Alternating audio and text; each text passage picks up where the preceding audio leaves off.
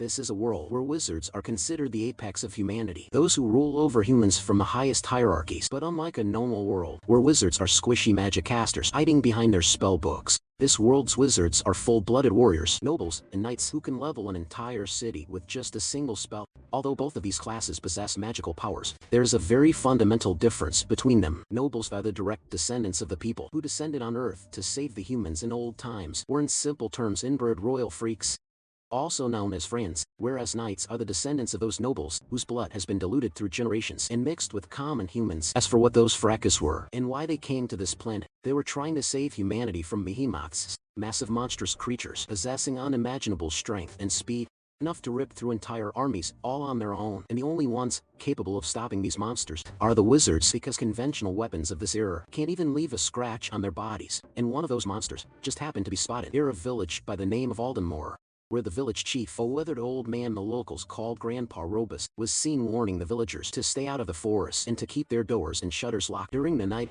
since there was a very real possibility their village might be attacked by that monster. As for his plan to deal with this threat, he assured everyone he had already contacted the kingdom's wizard guild, who had promised them a powerful wizard who would be arriving at their village at any day now to take out that monster. That was good and all, but there was something else bugging the villagers. A shepherd who lived all alone on his aerial hill by the name of Chiran. The story cuts to a boy lying on the grass with his sheep grazing all around him, and this right here is our main protagonist, who was tired of constantly doing the same boring thing over and over, with nothing else to do and with almost no one ever around to talk to. He was afraid he might even forget how to speak. That was when he heard the voice of an elderly man calling out to him. Turning to the source, he found the same old man who came here to warn the kid about the danger, but judging by his tone it didn't seem like neither of them liked each other very much. Turns out there was a very good reason behind it. Something messed up happened a couple of years back. At the time when Chiran's mother suddenly succumbed to an illness, this old fart tried to take advantage of the fact that he was just a child back then, and tried taking over half of his inheritance along with all his sheep. Because of that, the kid never forgave this greedy bastard who uses his sweet tongue in front of the villagers to make himself seem like a saint, because only he knew how rotten he really is. After hearing all those nasty things about him, the old man finally lost it and tried firing back with some half-baked excuses. But Chiran just gave the old geezer a glare, told him to shut up, and asked him the reason for wasting his time. Yeah, that glare was enough to make the old man shit himself, so he got straight to the point and told the kid about a monster that had been spotted not far from this place and asked him to be careful. Our boy couldn't care less about something like that, so he asked the old man to leave if that was all he came here to say, which surprised the old man, since obviously he is the easiest target for that thing thanks to all these sheep and the fact that he lives alone. But he quickly lost interest in that and told him to be careful until this whole mess had been dealt with, since a wizard was expected to visit soon to exterminate that creature. And just before leaving, the old man told the kid the only reason he came here was because he was worried about him. But our boy wasn't buying that for a second and asked if he was sure the real reason wasn't that he was worried about all these sheep. After all, if anything were to happen to him, there would be no one left to stand in his way to claim them for himself.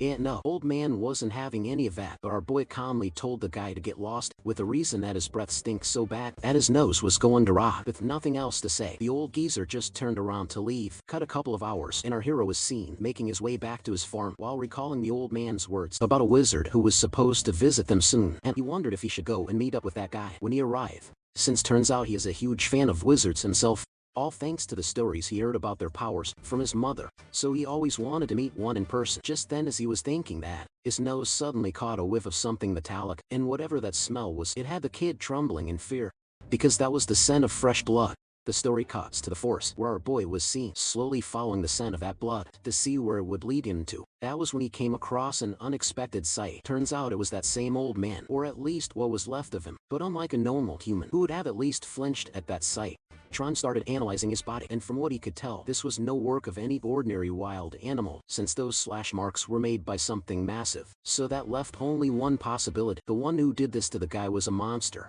Sure enough, as he finished that thought, he sensed a presence behind him, and turning around, he saw a massive claw emerging from the dark forest.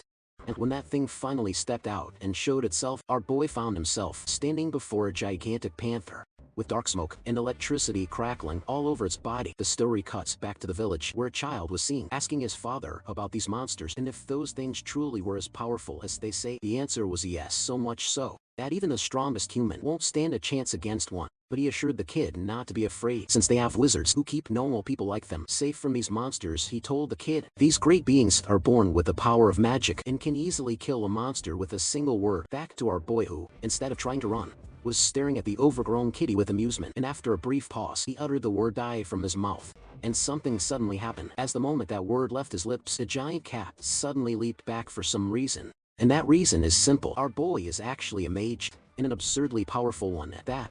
But that is something only he knows. But this time that single word wasn't enough to blow that thing into chunks, so that was something new for him. After the creature, he used the chance to lunge at the kid once more. But then again our hero just shouted the word stop, and the giant monster immediately jumped out of the way and appeared behind him. By now, Troon was just getting annoyed since neither time was he able to stop that monster with his word magic. As for the thing, it jumped right back again and swung its massive claw to turn the kid into pace. But to its surprise, our boy was way faster than he looked, and he managed to leap out of the way just in time. And since it was now clear, simple words won't be enough to take down this creature, he decided to get a little serious.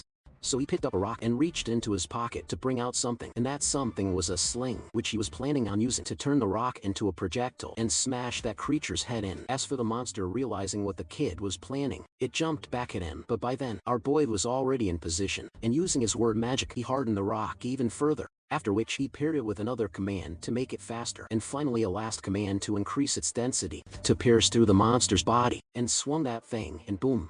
That tiny piece of rock turned into a cannon shot, flying straight at the monster's head. Next panel, and the creature was seen roaring in pain as the thing shot through him like a bullet. But no, it didn't really go through him. The creature had managed to move its head out of the way at the last second, and thanks to that quick thinking, it saved its skull. And now that our boy was out of options, the thing, without wasting any more time, lunged at him once more to finally end this battle. But what it didn't know was that our hero wasn't done.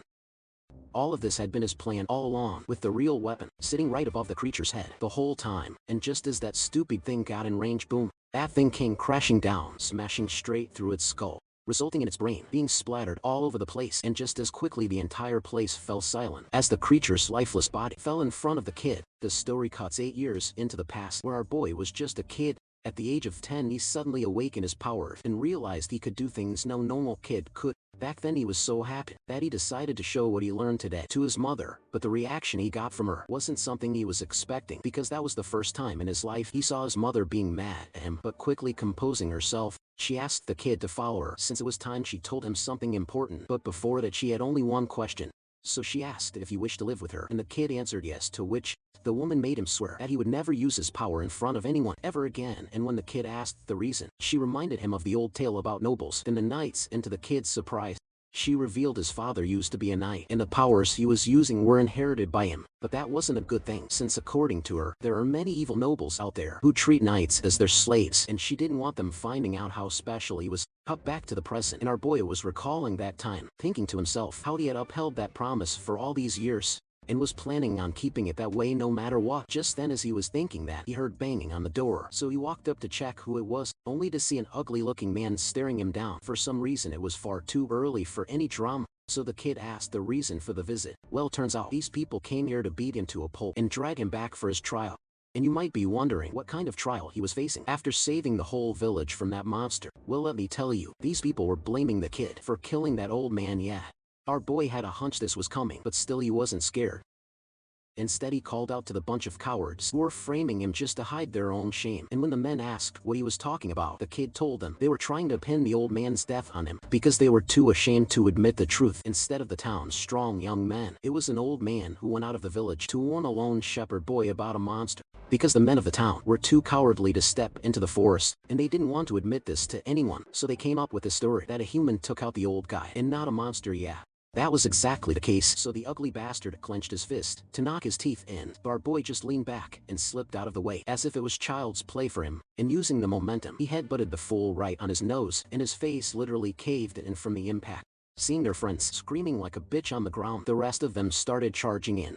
Instead of trying to run, Joran whispered the word fall over, and the fool in the front suddenly face planted on the ground. But since he was trying to hide the fact that he was a mage, he decided not to rely too much on magic. Instead, he used his fists and the brute strength he inherited from his father, and bashed the wooden stick right on the man's head. But since he wasn't done with the guy, he spun him around, and using him as his meat shield, blocked several more strikes from his own friends. That gave him the opening he needed to use his own fists, so he clenched his fists, and the next thing everyone saw was wooden sticks flying all over the place. Cut a minute or two and the kid was dusting his hands after a good warm-up for the day. That was when he spotted some ladies standing to the side, so he asked if they came here looking for a fight as well. Turns out they did, but instead got rizzed up after seeing their husbands getting their ass handed to them by a real man. But the boy couldn't care less, so he told the host to grab their trash and leave his mountain. After a while, he was seen walking back to his room to get a shower since he was all sweaty after that workout, and while doing so he couldn't help but think how these people are going to try and make things difficult for him when he goes down to trade stuff at the market. But still not like he was worried.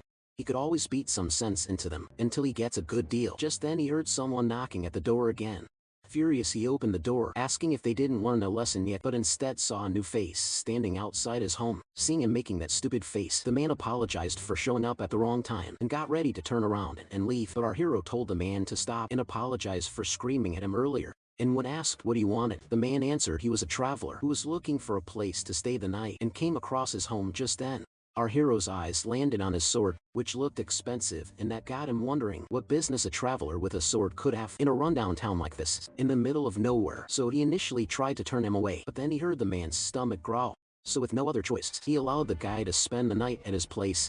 After a while, the man was thanking the kid for the delicious meal, saying how it had been days since he had anything decent to eat. Turns out they had been talking for a bit, so the man found out our hero had never left this little town. So he asked the reason. Our boy told him the whole story. How he used to live with his mother and all, and after she passed away, he took over their farm and started looking after the sheep, so he never got the chance to leave that place and see the world. In the middle of all that, the man noticed something strange about the kid, and that got him curious, so he asked about his parents, since he had been in many places and knew for a fact not many people living in a small town have such refined manners. But the kid told him both of them were gone, and he didn't want to talk about it any further, so the man didn't press him. After they were done eating, the man thanked the kid once more for his hospitality. By then our hero himself was curious about something, so he asked the reason for his visit to this small town. Well, turns out, this man is the same wizard that old man was talking about, who was supposed to take out that black tiger. But turns out, someone else got to that creature before him. With that out of the way, the man asked if he could also ask a question, to which our hero didn't mind.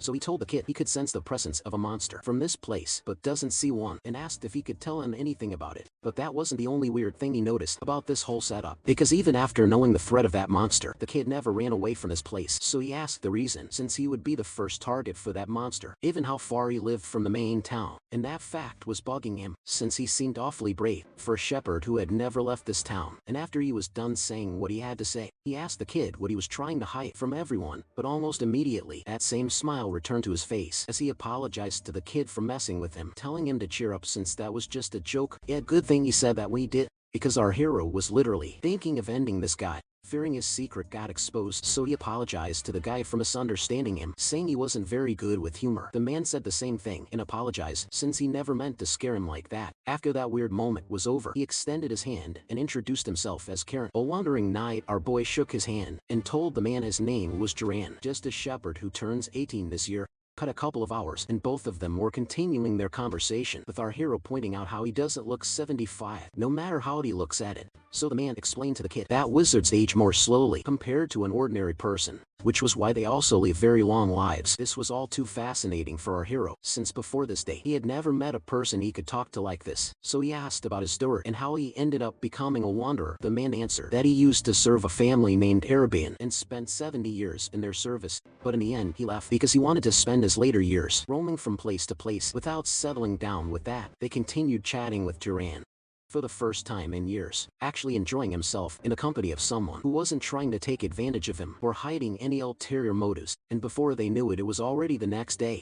So the man got up and prepared to leave, since he still had some unfinished work in this place he needed to deal with, and as a thank you, he placed an Arabian silver coin in front of our hero, which according to him was the purest among silver coins, as thanks for his hospitality. And our hero gratefully accepted the coin and wished him good luck on his journey. But the man told the kid this wasn't a goodbye, since he enjoyed himself so much in his company that he was planning on visiting him again on his way back after he was done with his job. Cut a couple of hours, and we are now outside in a beautiful pasture filled with sheep. That is when our hero stepped out And using his word magic, he commanded all the sheep to gather, and all of them started walking up to him, but there was something different this time. Unlike before, he was feeling genuinely happy.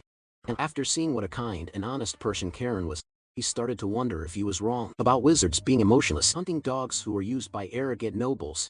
Still, there was another thing that was bugging him, and he wondered if he should have told the guy that there are no more monsters left in Hazel Hill. Cut to Kjorn, who was wandering around the forest looking for any traces of a monster's nest, but found absolutely nothing. Although he did notice some traces of a battle, there was no presence of a monster in the air, and that got him wondering if another wizard got to the thing before him. That was when his eyes landed on a rock that was lodged into a tree near him, and that had him thinking, what kind of wizard could pull off something like that? But he quickly lost interest, since at the end of the day, the only thing that matters is that the monster was gone, and the people of this area were safe. Just then, as he was thinking that, he felt a terrifying presence approaching him, so he quickly turned to the location, only to find a massive claw of a monstrous creature appearing from the woods. And yeah, that's one nasty looking sight. Alright, turns out there's more to these creatures than our boy had thought, since even having half its head blown away, the thing was still alive. But according to Kjorn, yeah, that thing wasn't alive at all, but undead, or in simple words, that thing was something they called a wraith, and that made no sense to him, because who in their right mind would do something like this with a monster? As for the creature, it wasted no time and swung its claw to turn him into mush.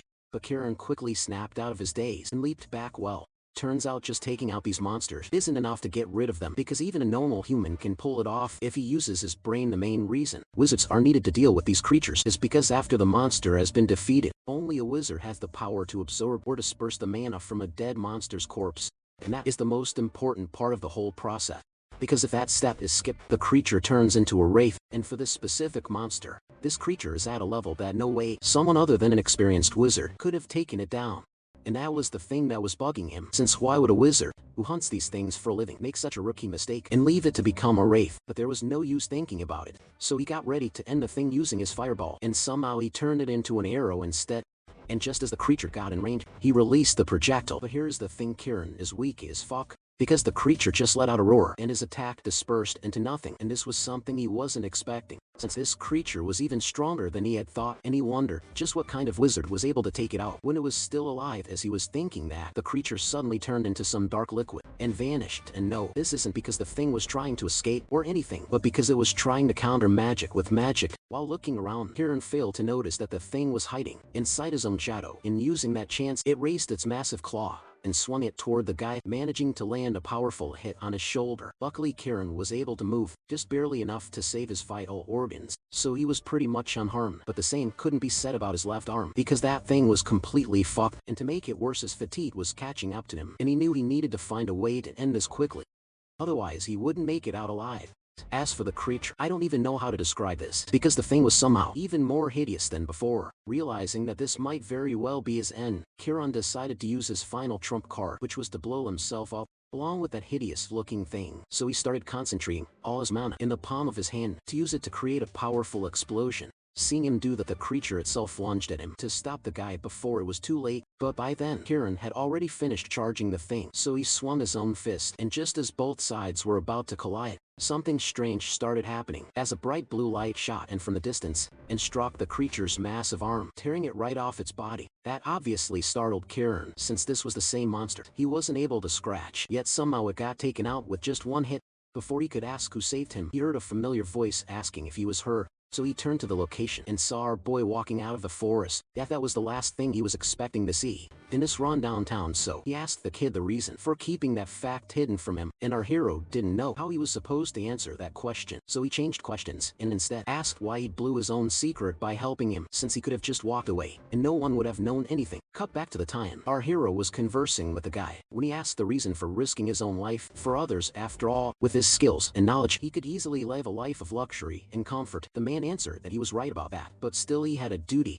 As a wizard who was born with these powers, he believed he should live his life with pride and protect powerless commoners from monsters. But he did point out that not every wizard he comes across in the future would have the same beliefs, since everyone has their own values and their own way of living. Back in the present, our hero, after recalling those words, told the man the same thing, that everyone has their own way of living their lives. Just then as he said those words, an explosion rocked the place and both of them leaped out of the way just in time. Well, what do you know? That damn thing is tougher than they had thought. So Karen told the kid to run since that thing was on a level neither of them could handle, and asked him to tell the villagers what he saw here and asked them to call for a noble, since only they have the strength to stop something like that. As for him, he would try to buy him as much time as possible. Although he said all those heroic things to look cool, he still wasn't confident he would be able to hold it for long. So his plan was the same: blow up that monster with his own body and hope that might be enough to stop it. But to his surprise, he heard the kid say there was no need to do that. Confused, the man asked what he was trying to say. That the guy realized right there and then that the kid in front of him was holding back on his last attack, and that made zero sense, since how can a young knight hiding out in the mountains be so confident in taking out a monster which even multiple nobles would think twice to go up against? And at that moment, the veteran knight Charon's thoughts started racing after seeing what the kid was capable of, because what he was witnessing wasn't just some random encounter in a forgotten village, nor was this the reckless bravado of a young knight who ran from nobles. What stood before him was the beginning of something great. A wizard in the making who had no idea just how far he would go,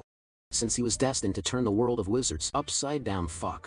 I don't usually say this, but who else thinks this is peak? I'm getting goosebumps just reading this. Well, anyway, the kid was really excited about the whole thing, since before this day he never got a chance to let loose, so he was curious to know the limit of his power. But Karen wasn't planning on letting him take on that creature on his own, since that thing was no joke. Before he could finish that sentence, the creature's massive claws were already next to his face, and just as he was about to be turned into paste, our boy smashed the thing with another one of his rocks.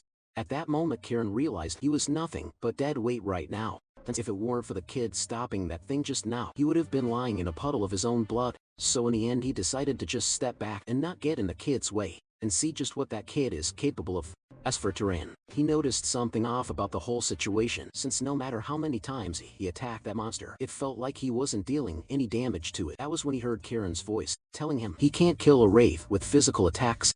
Surprised, the kid asked what he was supposed to do if that was the case, and heard the guide telling him to use fire instead. Our boy did as told and created fire on the creature's shoulders to try and stop it, but then again, nothing happened. The thing kept advancing. Watching the whole scene, Karen couldn't help but wonder what was going on, because this was basic knowledge among wizards on how to deal with a wraith, but for some reason, this kid was acting like he knew nothing. And then it finally hit him, and he realized Duran was the one who took this creature out and left it alone, and it turned into a wraith, which would mean that the kid in front of him has never absorbed mana his entire life, which was just absurd, because how can someone who has never absorbed mana from a monster possess such powerful magic? Since this was not the time to stand around thinking, he shouted for the kid to form a fireball in his hand and then throw that thing toward the monster. Hearing that, Chiron got to work, but Kian wasn't sure if this would work, because creating fire on an object was easy, but manifesting it in one's hand was a completely different thing, since controlling an element requires years of training and control. No.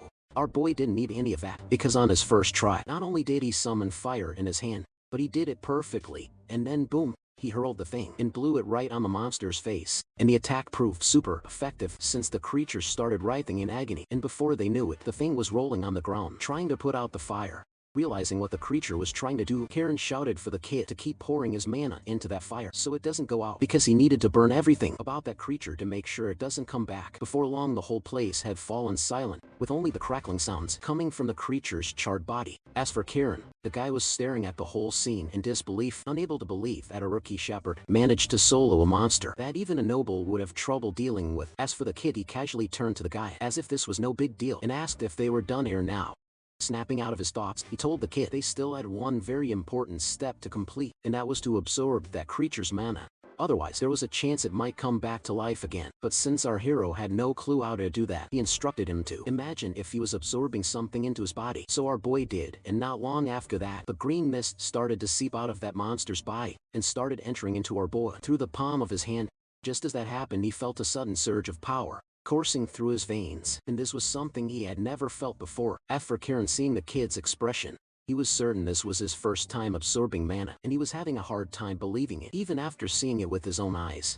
And after piecing everything together, he came to a realization, so to confirm it, he called out to the kid, and bowing his head slightly, he asked which noble house he belonged to. At first, the kid had no clue what the man was trying to say, but after a brief pause, he opened his mouth and told the man he was going to bleed out if he didn't do something about that wound on his arm. Soon, fast forward, and both of them were back with Kian all bandaged up, and he was still convinced our hero was from a noble family who was hiding in this place to live peacefully, so he apologized for his earlier rudeness and for putting him through all this trouble. By then our boy was getting really annoyed by how the man was addressing him, so he reminded the guy not to treat him like some noble, since he was no esteemed anything, and suggested he stick to calling him a shepherd boy. The man apologized, but still, he was curious to know why a wizard such as himself was wasting his days living in this rundown farm. This time our hero decided to come clean, and told the guy how this was his mother's request, right up until the moment she died. Kian couldn't understand why she would make such a request, so he asked the kid. Our boy told the man the same thing she had told him all those years ago. Our wizards are nothing but mere tools to nobles who use them for their own gain, and when their purpose is fulfilled, they toss them aside. Surprisingly, the man agreed with that view and commented on how his mother was a wise person. That surprised the kid, since he was expecting to hear something like his mother was an overprotective parent. So Kieran told the kid his mother wasn't completely wrong. He explained that wizards possess great power, but that isn't always a good thing, because that kind of power inevitably brings conflict. He told the kid about a war that was fought 20-some years ago between two great noble houses, one named the House of Arabian, which he used to serve, and the second, the Great House of Sahar. And that war claimed the lives of many great people. In that war 3,000 knights participated from the side of the House of Arabian, and out of those 3,000, nearly a third of that number died. And as it turned out, everyone close to him was in that third, one of the people being his friend named Dainir, whose dream was to open a shop in the city. After the war was over, his teacher named Hartman, and even his beloved wife and son, each and every one of them massacred by House Hour, which was why he agrees with his mother's decision, because a knight's life can vanish more easily and more meaninglessly than a commoner's. But there was one thing she was wrong about, and that was his aptitude. That was probably the first time he even heard of that word, so he asked the man what that was. To put it in simple words, the kid was a prodigy, and although he was ashamed to admit that he, being a knight with years of experience, outclassed by a rookie like him, he told the kid his potential wasn't that of a mere knight. He was at minimum on the level of a noble, and even then, among the upper tier in aptitude. Confused, the kid asked how something like that could be possible, since he was certain his father was just a knight. Karen explained that in some rare cases, it's possible for a child worse than a knight to be born among nobles, or the other way around. A powerful noble-class child can be born among knights. After he was done speaking, he got up to leave, but before heading out, he suggested to our boy that he reconsider his decision of living his entire life in this rundown home. Instead, he asked him to go out into the world. And when our hero asked why, Kieran answered, this world is in desperate need of more nobles and knights, and the reason was that humans are still not the complete masters of this world. Turns out several millennia ago, humans weren't the only race that used to exist on this planet. There were others, but for something they did, they were punished and driven out, but they weren't completely annihilated. And what remains of those races is constantly keeping a watch on this world, waiting for a chance to rise again.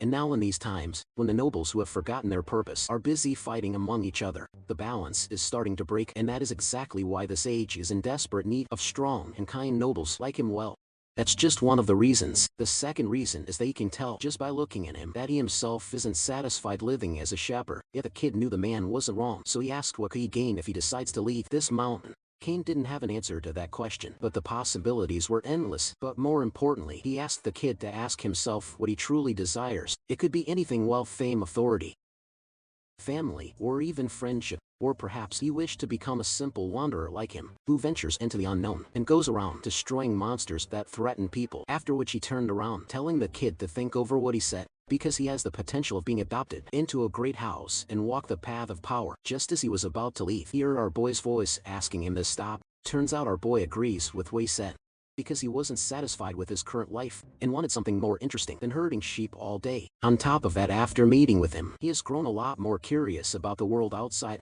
and wants to see it with his own eyes. With a smile, Karen told the kid he made the right call and assured him that he was going to support him in every way he could. But first, he wanted to know about his bloodline ability. But then again, our boy had no clue what that was.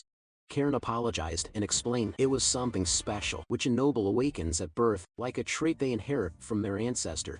And this ability is also the thing that sets a noble apart from a knight. He asked if he has any spells that feel unusually easy to cast, or some outstanding ability he has that doesn't need him to use magic, since our hero was far stronger compared to a normal person. He asked if that could be it, but the answer was a no, since just having mana can make a wizard's physical ability stronger. So our boy told him about his unusually sharp sense of smell, and also his ability to control rocks using magic. Yet Karen wasn't too sure about that. As for the rock throwing, that was a pretty common trait, so it was hard to consider it a bloodline ability. So he asked the kid to continue and tell him what else he could do. Yet by the time he was done, he noticed Karen's expression shifting for some reason. So he asked if everything was alright. Well, turns out everything wasn't alright, because he finally figured out which house his ability was closest to.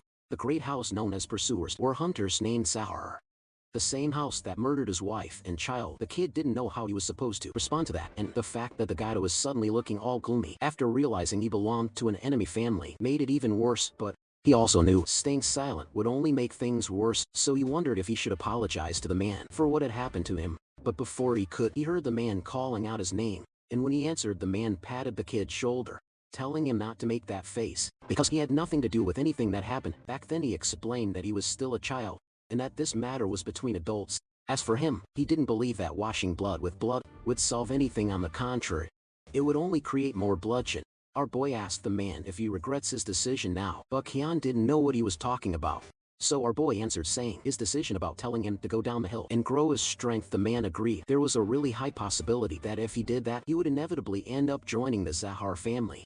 After all, a prodigy like him only appears once in a generation, but despite that, he trusts his character. He reminded the kid he saved his life and even risked everything by choosing to reveal his secret in front of him. So he believed he was a good kid, which is why he thought it would be a good thing if he joined the Zahar family, because if someone like him rose to a high position within it, perhaps he could help prevent another terrible war from happening again.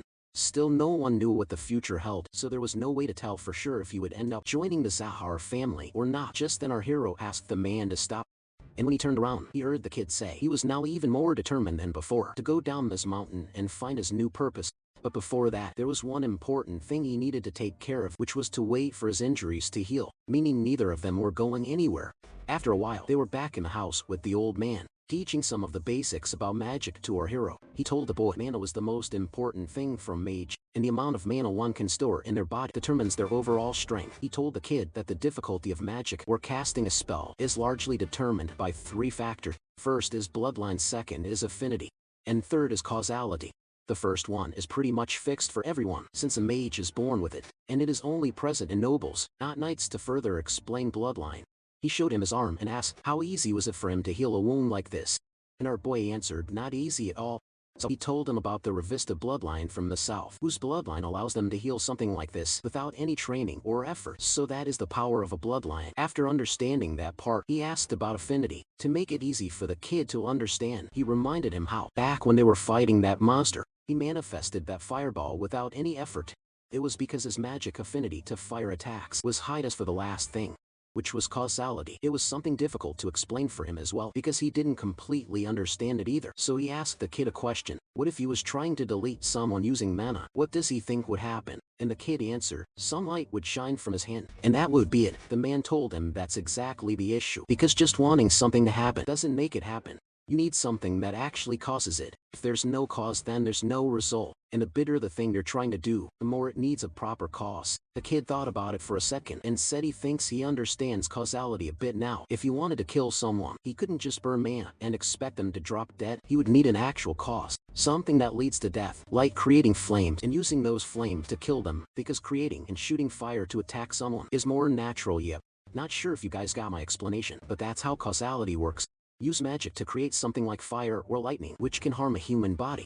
And no, this fact wasn't for dealing with ordinary humans, but magical beasts, because simple word magic can easily work against humans. So our hero asked the man how come this word magic works against his sheep whenever he wants to gather them around or give them orders, but not a magical beast.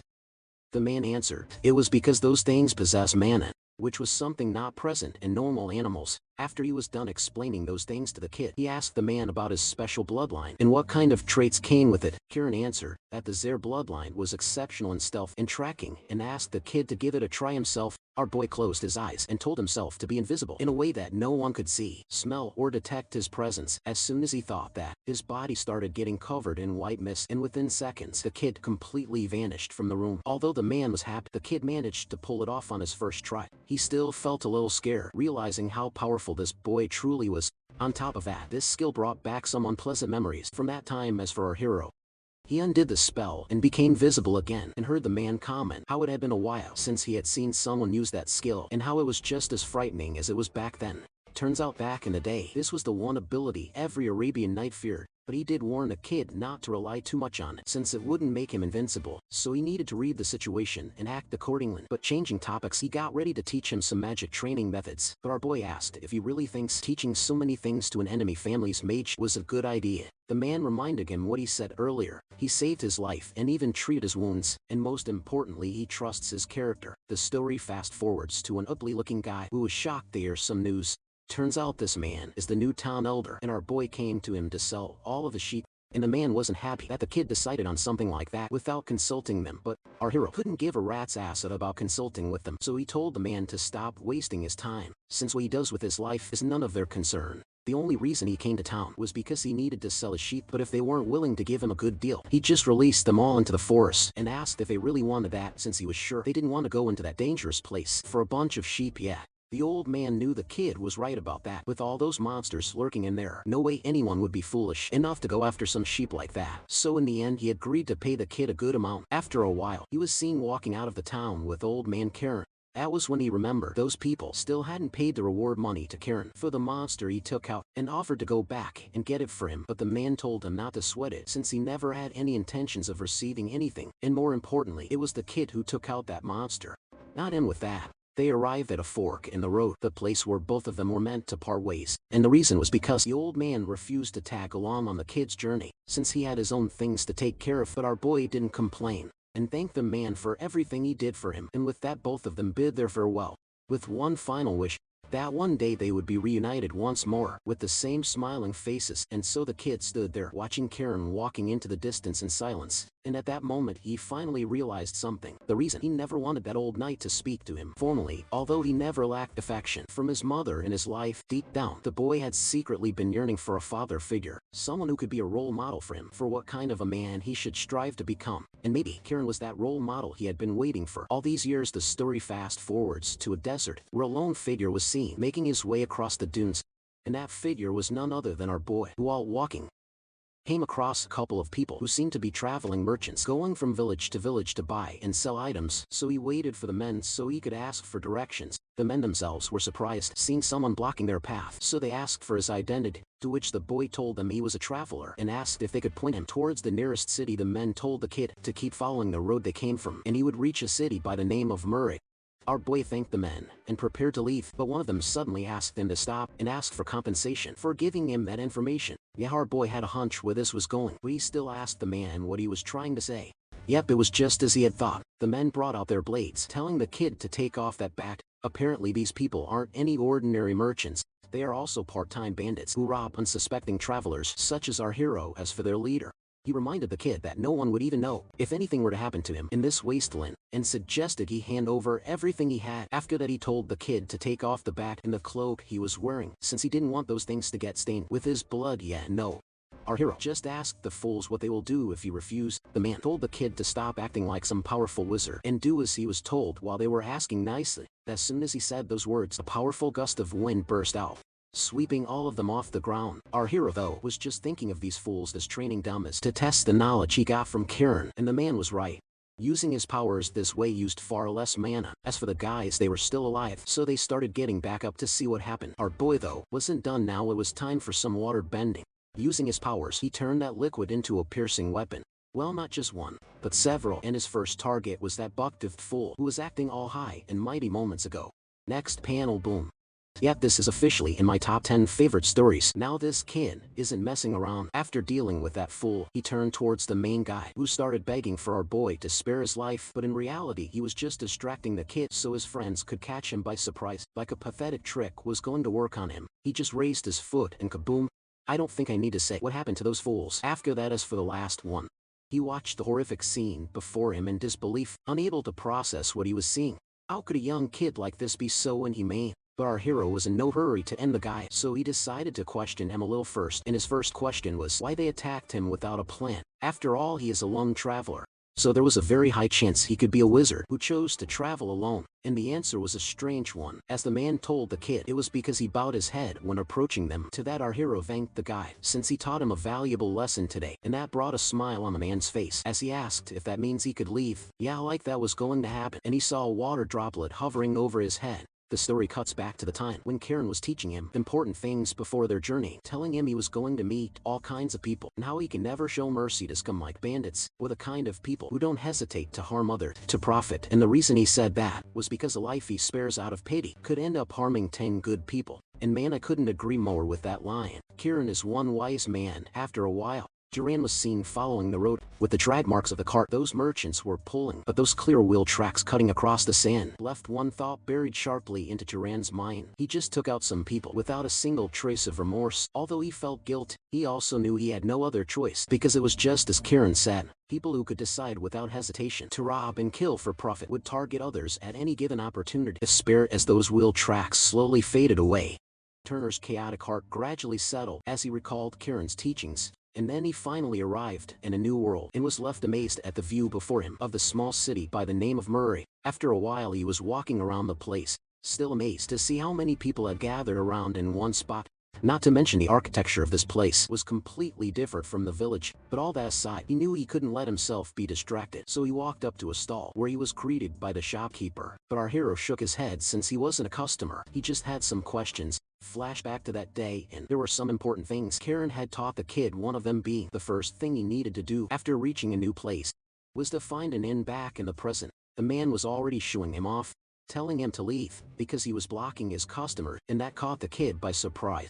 Since moments ago, this was the same guy who was greeting him with a smile, but it didn't take him long to understand what was going on. So he pointed at some apples and asked for their price, which was too stupid. That was the first time he was hearing of that currency, so the man told him to just pay with whatever coins he had. That was when our hero repeated his question once more and asked for an inn, and surprisingly, this time the man with a smiling face gave him the answer to that question. After a while he arrived outside the establishment, and as soon as he entered, he came face to face with the inn staff named Lena. Finally a female character, and a beautiful one at that. And I think the kid might actually have a shot at her, since the first thing she said, after seeing that pretty boy face of his, was that they don't usually get handsome customers like him. But our hero quickly changed the topic and asked for the price for a night in this inn, which was 16 stupid, a little expensive.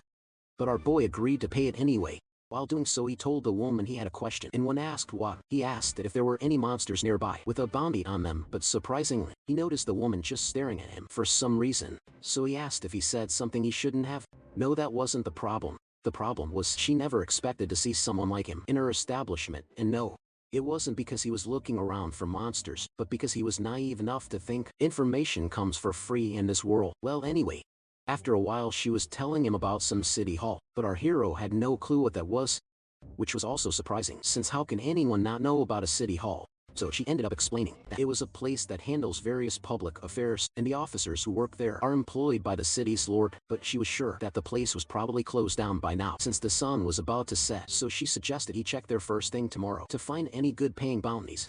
After she was done explaining, she asked the kid if he was a monster hunter, which was a new term to him, so he asked the woman what that was. Apparently, there had been a rumor going around the city that if a normal person hunts monsters, they can become a wizard, and the people who believe in this rumor are called monster hunters. But she, on the other hand, was sure all that was just superstition. Just then a hand landed on our hero's shoulder.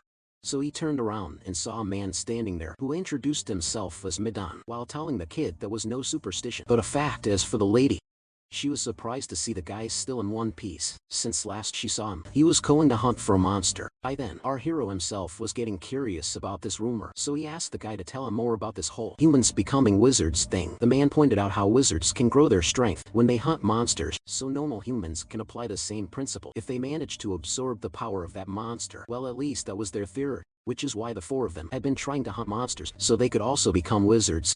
Our hero asked if anyone in their team was already a wizard, and the answer was a no. Since this city only has the Lord's wizards who work under him. Changing the topic, he asked what a puny kid like him was doing looking for monsters with that worn out gear and no proper equipment, and asked if he at least had something to defend himself with in case he came across a monster. Our boy brought out his sling, but that thing was all worn out. Although our hero agreed with the guy, he was still sure it was good for another couple of hunts, so he wasn't too worried about it. After hearing his words, the man told the kid they had been looking for another member in their party and offered to let him join them. No surprises there, the guys were a bunch of idiots, so he refused. A few minutes later, the kid was in his room, still trying to process the fact that he actually left the hill. On top of that, he couldn't wrap his head around what he did to those people in the desert, and he found himself wondering what could be waiting for him in the city. Just then he heard knocking on the door.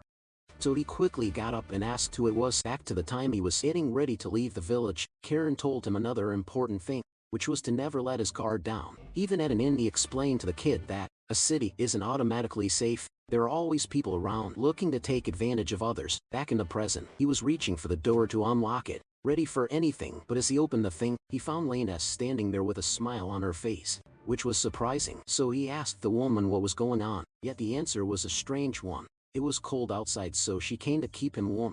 And no, our innocent little idiot had no clue what this weird woman was talking about, so she tried making things easier for him so his pea-sized brain could understand. But still no, the fool had no clue what this woman was trying to say, so she leaned in closer and whispered into his ear that for a small amount of money, she would do whatever he wanted. So our hero told the woman he didn't want anything from her, but the woman smirked and went with that old line. Don't lie. I can tell you want this just by looking at your face. Yeah, this face that had absolutely no reaction, even after she tried giving him a peek under there, and that surprised the woman, since if it were anyone else, it would have cracked by now. But this kid was just standing there, completely clueless, caught to Karen's face, filled with a mix of horror, worry, and anger as he told the kid never to do that. And yes, this was the most important advice he gave to the kid that day, which was to be careful around inmates and prostitutes, because 98 of the time, they are carrying transmitted diseases. Well, for them, it was no big deal since their mage bodies are naturally resistant to most diseases, but the problem might arise if he finally finds his one true partner, because he could unknowingly transmit that disease to her. Cut back to the present, and the woman was seen angrily stomping her way down after being turned down by a virgin. As for our boy, he was still having a hard time understanding how city life works. First it was that fruit shop guy, and now even Lena. These people put a price on even the smallest bits of information and conversation. Just then, he heard a familiar voice outside his room, and that caught his attention. Cut to outside, where the same men were seen talking about our hero and why their boss tried recruiting the kid, because to them that kid seemed way too cocky, and asked if he was planning on using him as monster bait. But surprisingly, they heard the guy telling his friends that the kid reminded him of himself at that age. So he was just worried about him. He figured keeping him close might stop him from ending up like him, or worse. Those words brought a smile to our hero's face, and he thought maybe this city wasn't all that cold-hearted after all. Fast forward to the next day, and he arrived at the building looking for work, and surprisingly, the guy on the front desk wasn't as friendly as Lena, but not like he was here to make friends. So he got straight to the point and told the man he was looking for monsters to kill. Flashback a couple of days to Karen, who was telling the kid that the world won't always be kind to him out there. And when asked the reason, he told the kid people don't have a reason to be kind to anyone. So he told him a simple method of changing how people treat him out there revealed that he is a wizard, and ordinary people will bow their heads. Back in the present, and the man was handing him the picture of the monster they needed exterminated.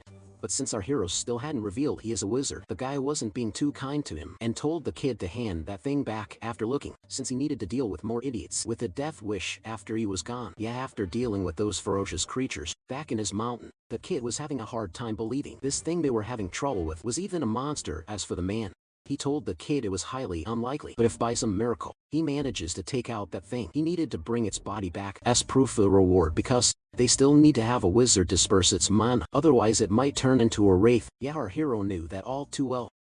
After all, he almost got Karen killed because of that one mistake, so he wasn't planning on repeating it. Changing topics, he asked the man the reason for giving these tasks to civilians. After all, this is a knight's duty.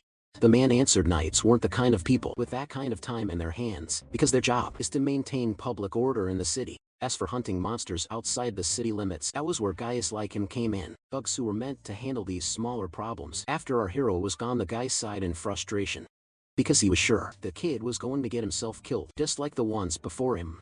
Fast forward 30 minutes, and the body of a crow monster was seen lying on the ground, and around it, 3 stunned men staring at the thing in amazement, because not only did this kid take out this creature extremely fast, he did it so cleanly as well, because this was the first time they were seeing one in such good condition. Our boy, though, couldn't care less about any of that, so he asked the man who was supposed to pay him the reward money, and the second man, realizing the kid was no joke, started running for the counter and asked him to stay there while he went to grab his reward. After calculating the reward and seeing that the creature he brought was in good condition, he even threw in a bonus for our hero.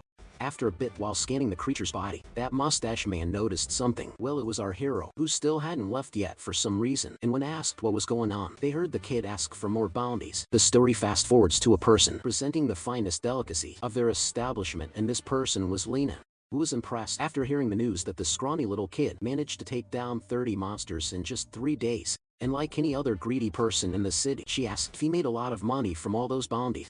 Our boy answered, saying that the money was never his main goal. His main goal has always been to absorb as much mana from the monsters as possible to grow his strength, although he succeeded in that task, and could feel his strength increase several folds since he left the mountain. There was something bugging him, and that was the fact that he could feel he hit his limit for some reason, and the only way he could think of breaking past it was to find stronger monsters. As for the two, they were amazed seeing how the scrawny-looking kid managed to devour all of that all on his own, especially Lena. As she wondered which part of his body was all that fat going to, our boy just stood up, thanked the two for preparing such a delicious meal for him, and got ready to head back to his room to get some rest. But then out of nowhere a hand appeared, grabbing the kid by his collar. Looking back, he found two thug-looking guys asking where he was going. Turns out they had been staring at him for a while now, and saw how he devoured all that food without even blinking. They weren't happy about it, and since it was clear the kid was stacked with cash, they tried extorting some of that for themselves, not even letting him finish that line. The kid karate chopped the fool right in the middle of his face, and that scared his friend. But our hero told the two not to be scared. If they wanted some charity, they would first need to entertain him a little.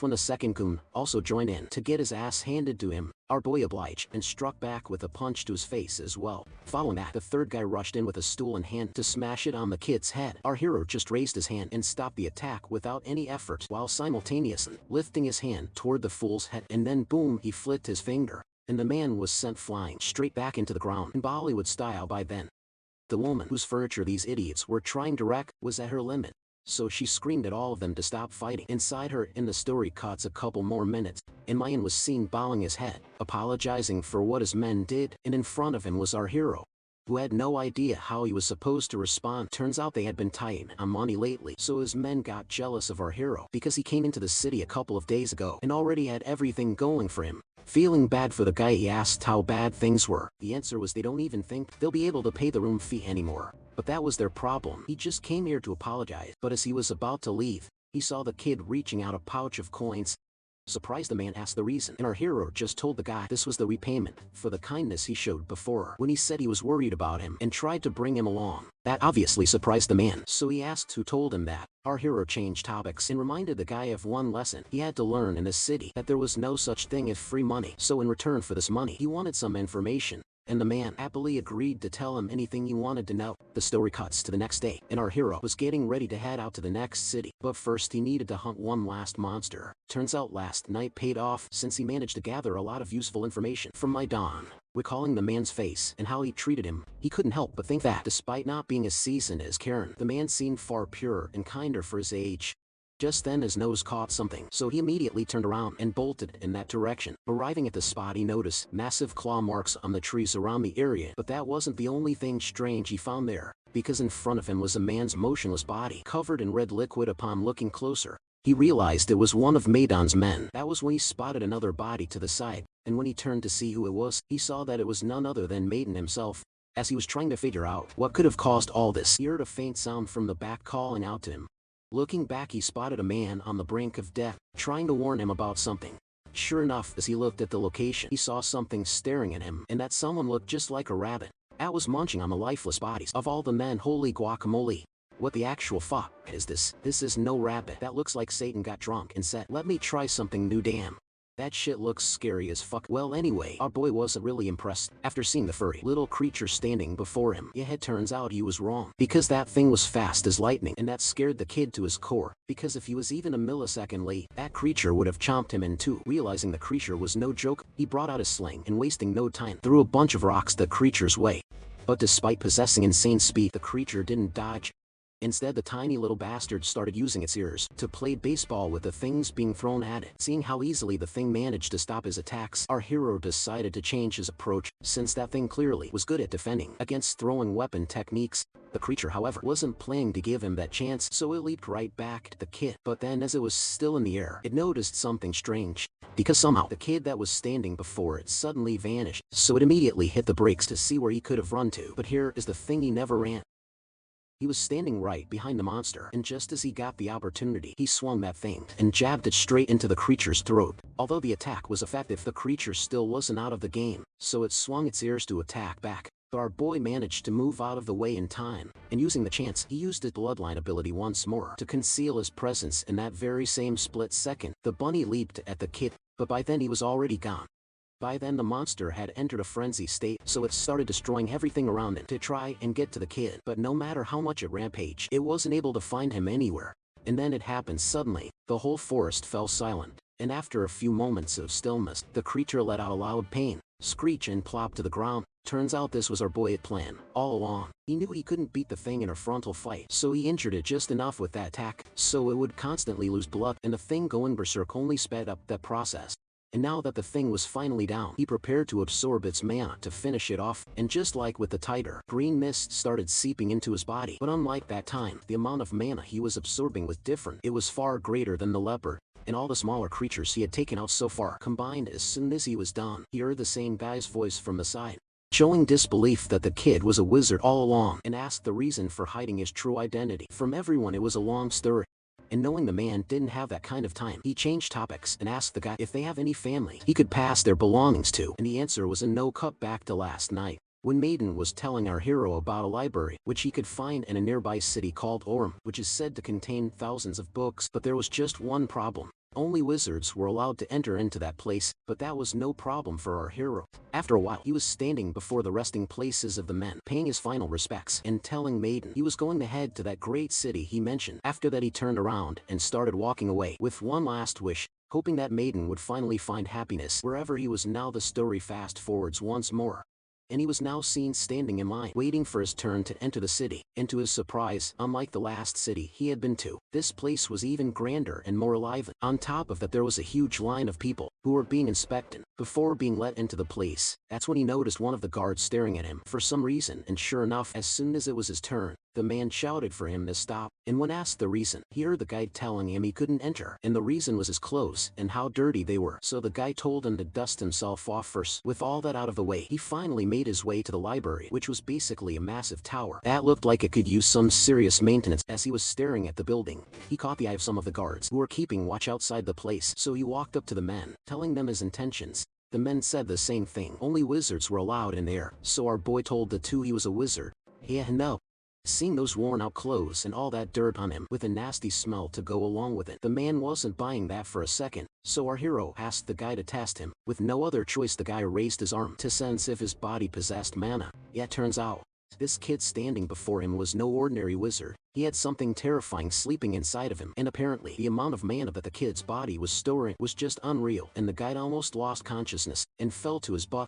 His friend immediately rushed over to check up on him, and heard the guy pointing out that this man was no ordinary wizard. He was even higher than a noble class. Yet the guy's attitude did a complete 180 when he heard those words, and he straightened up and introduced himself as a knight of House Folds, and his name is Kinyat, and asked for our boy's house. Our boy wasn't sure what to say to that, so he asked the guy if that information was necessary for him to enter, and the answer was a no. But there was one thing first.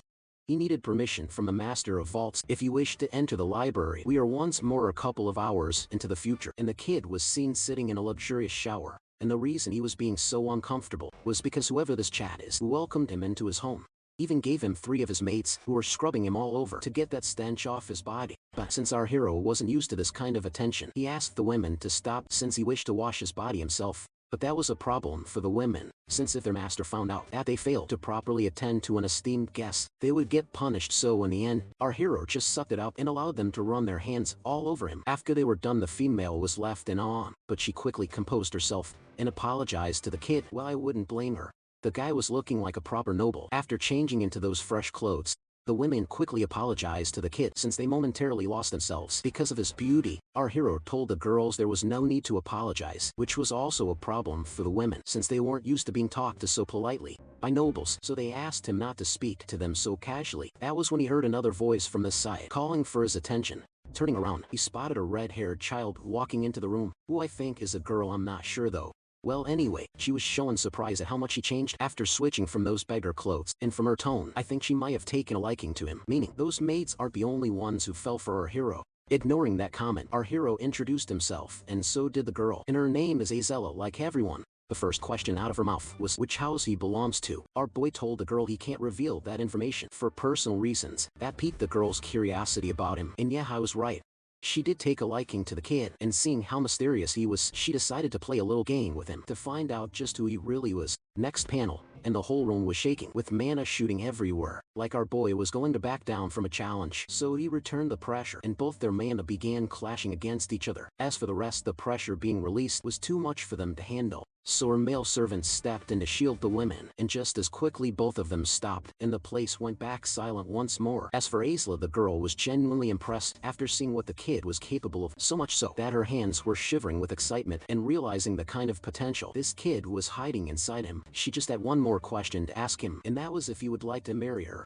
Yet the floor dropped from under our boy's feet the moment those words hit his ears. On top of that, this was the first time they had ever met, and he didn't even know anything about her, so he didn't know how he was supposed to respond to that stupid question. Luckily, seeing him making that dumb face, the girl started chuckling, saying it was just a joke. But was it really? I mean, just look at that look she was giving our hero. She even told the kid to think about it, because the seat next to her was still empty, and then she simply turned around and started walking out of the room. After he was alone, the kid turned to his own hand and noticed them trembling. Turns out that girl herself was no joke, because she was at least equal to his level, if not stronger. After a while, he was standing before the big man himself, the Lord of Oram, a man by the name of Rub Voltas. Unlike his daughter, he didn't seem too enthusiastic, so our hero introduced himself to his future father-in-law. The man was already informed of the reason for his visit, so he got straight to the point and told the kid that if he came here chasing rumors, then he was wasting his time, since that library didn't contain any amazing ancient magic or any secret method to increase mana. But since our hero wasn't after any of that, he told the man he wasn't here for that. To that, the man allowed him to use the library, but suggested our hero take some rest for the day, since he had a long journey to get to the city. The story cuts to the next day, and our hero was seen walking into the place with the same two guards who were rude yesterday, now bowing their heads in respect. Entering the building, he was left stunned at the view, since the place was unlike anything he had seen in his entire life. Just then, he heard a voice from the side calling out to him, "Yeah, this artist is definitely a lollicking." Well, whatever. This right here is the librarian who was assigned by the Lord to this place to explain the rules to him and help him around the place. That was cool and all, but our hero was more surprised by the fact that the librarian of this place was a little kid. The kid, however, started explaining the rules, the first one being if he damages something, he has to pay for it. Second rule, he can't take the books out. And the third and most important rule, she will be following him around like a shadow and keeping an eye on his every move, and he doesn't get a say in the matter. After she was done making herself clear, our hero started making his way to grab some books and asked the girl if she could help him pick some. The girl didn't mind and asked what he was looking for, some romance or history, or maybe even how young he was, something a bit spicier. Yeah, our boy knew exactly what the girl was trying to say, so he brushed it off, saying he just needed something with basic common sense about the world and how it works. Next panel, boom. A whole pile of books was tossed onto the table, and these were the ones she chose for the kid to start with, because most of them contain the information he wanted to learn. Turns out this was the first time in his life he actually held a book in his hand, and it makes zero sense, because how can he read and write if he never saw a book his whole life? Well, anyway, he was amazed to see the kind of knowledge these things held inside. So after that day, Turan repeated the same routine every day and visited the library to learn new things, and thanks to that, he came to understand the world's geography and the different races who live here much better. And turns out, this world doesn't just have hideous monsters that are trying to turn humans into snacks.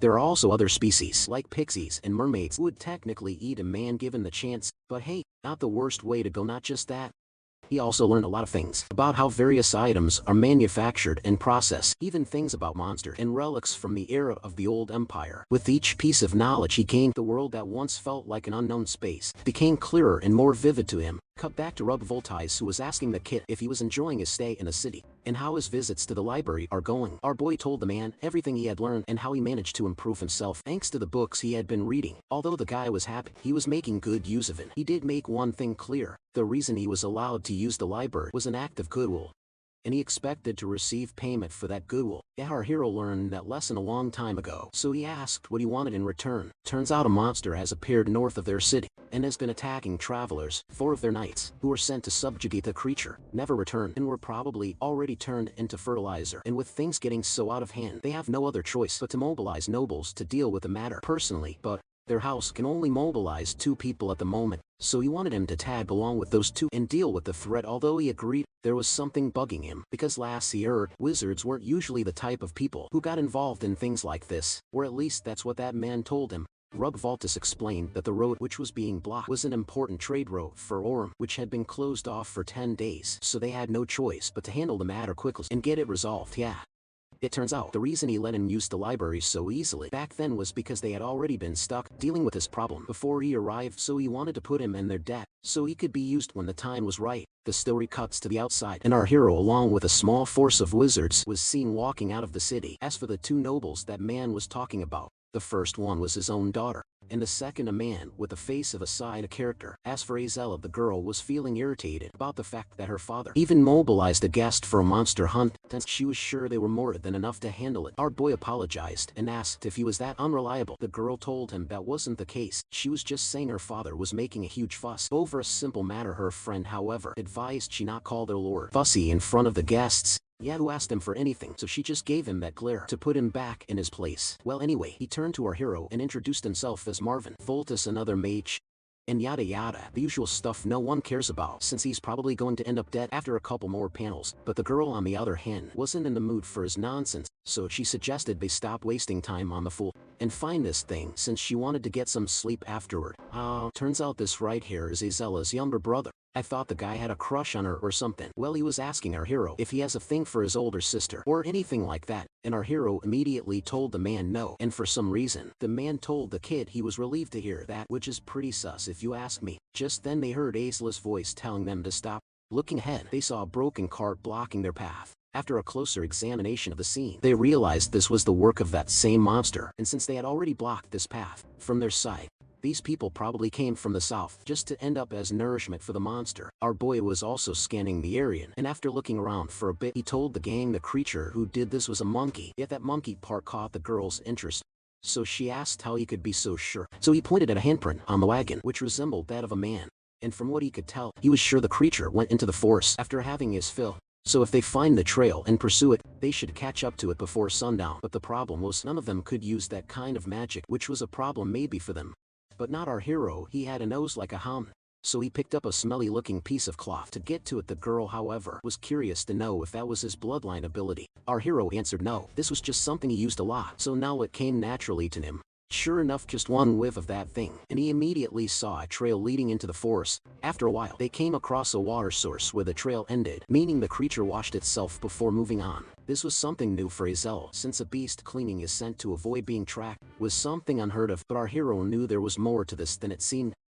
Sure enough, he picked up the same faint scent coming from the area, so he shouted for all of them to get on their guard because they fell into a trap. Oh god, that thing is no monkey. That's something straight out of Attack on Titan, and true to the lore, the thing was holding a bunch of rocks in its hands. Yeah, the soldiers realized what that thing was planning on doing, but it was already too late to find cover, and the thing managed to take out several of the guys with that one attack. Luckily, our hero managed to get out of the way, but then he turned to the girl and her brother and froze because those damn siblings were using their own men as shields to save their own skins, and when their purpose was served, she tossed the guys to the side, and right there, his mother's words rang into his mind once more, and he realized she was right about nobles. The girl, however, shouted for the remaining men to attack that thing. Following her command, all of them charged into their deaths. Surprisingly, the creature, instead of fighting back, started running in the opposite direction. Realizing they couldn't let it escape, both siblings gave chase, but the thing was just too fast, and they began losing it. Just then, something appeared next to the girl's face, and before she could process what it was, the projectile shot past her at Mach 7, and whatever that thing was, it was so powerful that it hit the creature's back and pierced through the other side without any effort. Surprised, all of them turned to see who it was and found our boys slowly walking up to them. And yes, something definitely shifted inside of him after seeing with his own eyes how cruel these nobles truly were. Just then, their attention got drawn back towards the giant monkey monster, which was still alive and was writhing in pain. So to end its suffering, the girl raised her hand to finish him off, resulting in some fire. Centipede-looking creature manifesting around her arm, and no, it was a snake made out of fire, and the thing flew straight towards the giant baboon to swallow it whole. Next panel, ban. A massive explosion rocked that whole part of the battlefield, with the flames so intense that they literally blocked their vision. Well, apparently, what our boy witnessed just now was the bloodline ability of House Voltus. As for the rest of the survivors, they were just glad it was finally over, since they were sure they were going to end up as snacks for that monster as well. The girl herself was pretty impressed with how effective our boy's rock throwing was, since she claimed she got chills for a second as that thing flew past her face, and her brother, trying to poke fun at her, asked if she was saying she was scared, to which the girl fired back with a jab of her own, since he was the one screaming like a little girl. In the middle of their oblivious brother-sister bickering, they didn't even bother checking up on the other men who almost lost their lives at the hands of that monster. Luckily, there were no casualties, even though that attack from the monster was strong. Thanks to their bodies overflowing with mana, they managed to survive, which was a relief for our hero. But still, despite everything, he wasn't able to shake off that image of what these two did to their own men to save their own skins, since that was completely unnecessary. After all, the more mana a person's body possesses, the stronger it becomes, making these two several times tougher than the knights, but they still use those guys as their mate shields. Noticing him staring at them like that, Marvin asked the kid if everything was alright, and our boy, deciding to keep his distance from those two, chose not to get involved in the way they handled things in their own domain and just answered it was nothing. And since it was getting late, the redhead suggested they start absorbing mana from that monster and get this over with quickly because the sun was about to set. With that, all three of them gathered around the monster to begin the process. Apparently, our hero had been researching about mages and monsters in the library these past few days, and it turns out, in this world, even if multiple people absorb mana from the same monster, the energy stored inside the corpse doesn't get weaker, but not like it mattered in this case, because not even halfway through, and both siblings were already at their limit, so they stopped. That's when they noticed our hero, who was still going, which obviously surprised redhead.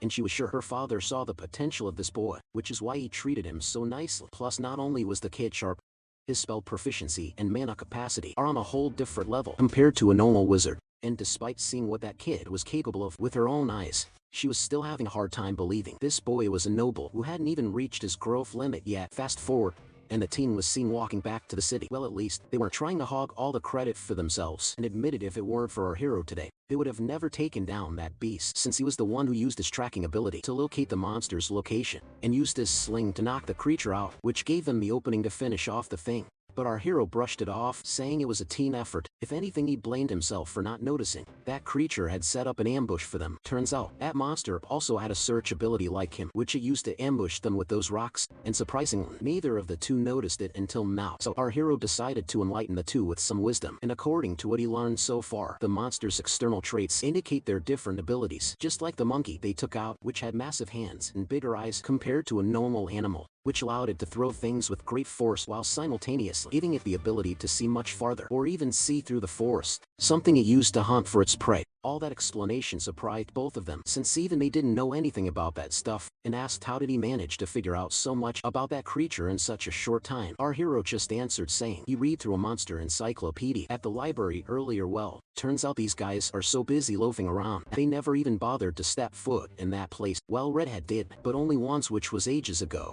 Back then she was curious, so she paid the tower a visit, but the books there were just too complicated for her tiny brain, so she left without even reading half a volume, and our innocent little hero just smiled at that and suggested next time she asked the librarian for some easier books that were easier to understand. Well, apparently that suggestion surprised the girl a little, so she asked what he was talking about, and here comes the shocker. Turns out they don't have any librarians working inside that tower. The story cuts a few minutes ahead, outside the massive structure, and inside, our hero was seen meeting up with a little girl who rushed over in excitement the moment she saw him walking in. Seeing her face, our boy couldn't help but let out a small chuckle, since he had been blind all this time and didn't even notice when this girl so casually called him by his real name, which itself screams suspicious, since in this city no one, no matter their status, would ever dare to call a noble by their name. And besides, her looks alone didn't exactly scream librarian. So to start things off, he asked the girl how did she knew what his name was, since as far as he could remember, he never told her. That question somewhat surprised the girl at first, but then she also realized the kid caught onto her true identity, so she asked if he had finally realized she wasn't a normal girl yet.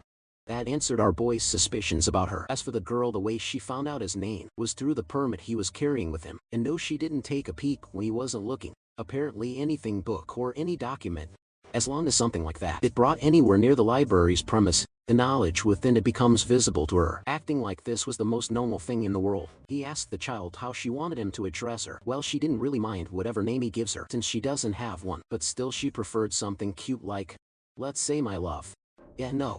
Our boy decided to just stick with librarian. The girl, however, was getting bolder by the minute as she told the kid not to get so polite with her after using her for so many days and calling her to do this and that, since that would just make things awkward. Our boy, realizing this girl was trouble, immediately took a few steps back while asking if she was a wizard from the old empire. The answer was no, to be more precise.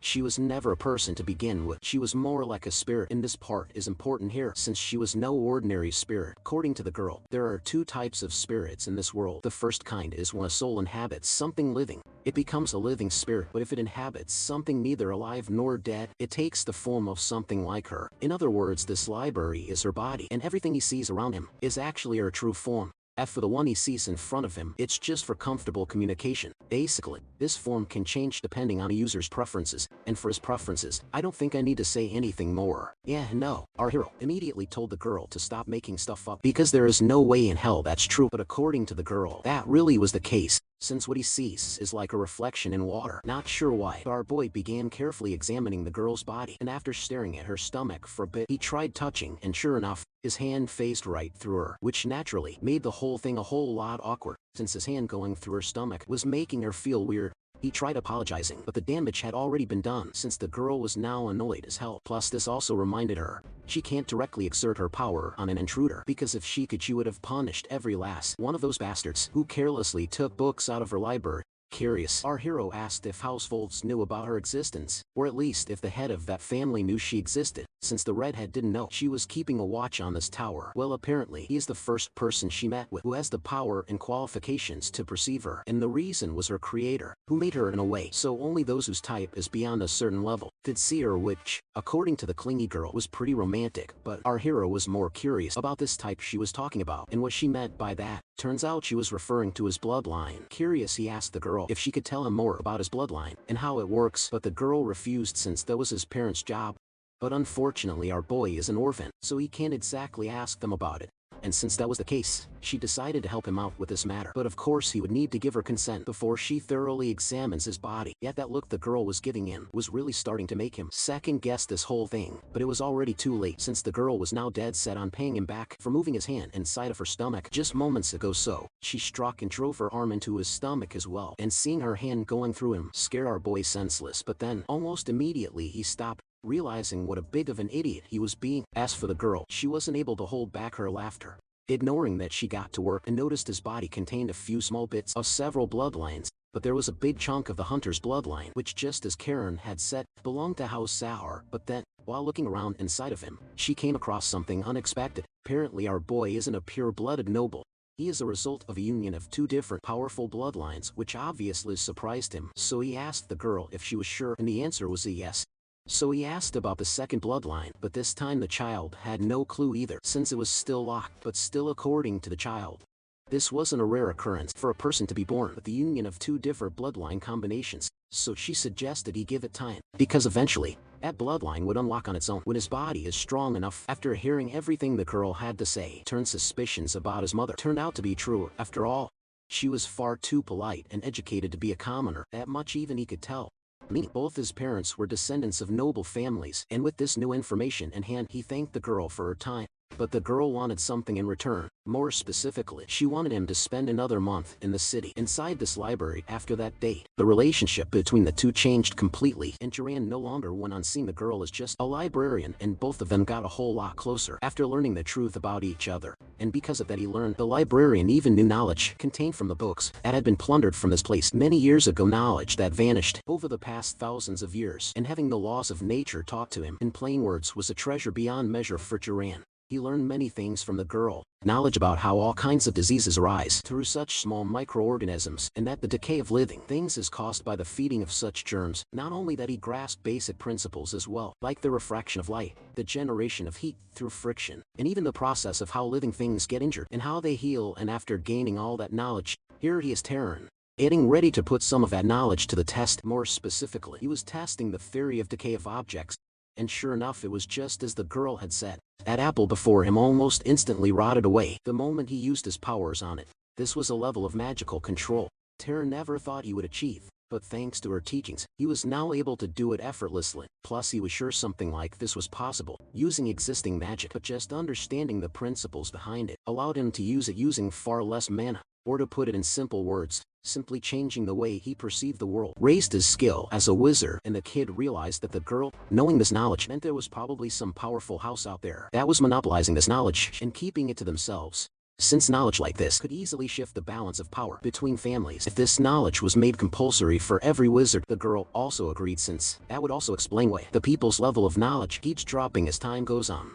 It was because this knowledge was kept hidden from normal wizards. Although Duran was thankful she taught him all these things, it was now time for him to leave this place and continue his journey to find answers about himself and his parents. Although the girl was a bit sad, she asked the reason. Well, apparently that Voltai's guy has been openly giving him hints to leave this place, since he was of no use to them anymore, so he has no other choice. Out of nowhere he suddenly got startled as the girl began throwing a tantrum, demanding they take her with him. And then she completely face-planted after forgetting she couldn't touch the kid without his permission. Surprised, our hero reminded the girl she was just a manifestation of this library, and asked if she could even leave this place. Well, the answer was a no, so he would just need to stay here with her, and she promised she was going to take good care of him. Yet no. Our boy passed on that offer, and that hurt her a little, since he wasn't even trying to consider it. But still, she agreed he should go out and explore the world, since she wasn't the only being with such vast knowledge about this world. There were more spirits out there who might even know more than she does. Duran thanked the girl for everything she did for him and promised he would come visit her from time to time, and the girl, clearly trying to hide the fact she was sad, brushed him off and just told the kid she doesn't care. So with a smiling face, Duran assured the girl this wasn't goodbye, since there are still many books he hasn't read yet. Fast forward, and he was seen making his way out of the city, and thanks to the map he was fortunate enough to study, he knew exactly where he was heading next. His next destination was Zahar in the Enreal Desert, which was far to the east of Orem, and the reason he planned to head there next was because he was sure that place contained clues about his parents and what led his mother to choose to live the life of a normal shepherd. A small town far from everything cut a couple of hours, and Duran was making a small detour along the way. The reason he was not heading straight for that place was because he was in no rush. After all, if the clues he was searching for were going to disappear, they would have already vanished sometime over the last 18 years, and if they were still there, going a little later wasn't going to make a difference. Plus, this side quest might actually pay off if he managed to get his hands on something useful, like he did in that library. Cut to the next day, and Duran suddenly heard some strange voices coming from somewhere not far from him. So he quietly sneaked his way closer to see what was going on, and found a horse that seemed to be getting ready to protect the man behind him from someone, and that someone was two individuals standing not far from the guy. As for the horse, this is no ordinary horse either, since Duran heard one of the men commenting how that pet monster was stronger than they had expected. Just then he got a chance to take a closer look at the two individuals and saw they were not humans, but dark elves. As for the two men, they were just about ready to wrap things up, so they raised their hands. Our heroes saw some kind of a sludge beginning to rise from the ground, and this here is the dark elves' necromants, which Duran had read about in one of the books. But there was no time to waste. He knew he needed to do something. But the question was what, since there was a chance those elves were just trying to defend themselves from that man who could have attacked them first. But then he saw something that froze him for a whole second as he spotted a human hand in the jaws of one of those elves. Turns out these two creatures are cannibals who hunt humans, which was reason enough for the kid to smash their heads in using his sling. But first he needed a plan, since he can't recklessly rush in without knowing how strong the enemy was. As for the two, they were casually devouring their lunch to replenish their strength. And is it just me, or is that skinny one a female man? I just noticed that chest. Next panel, boom.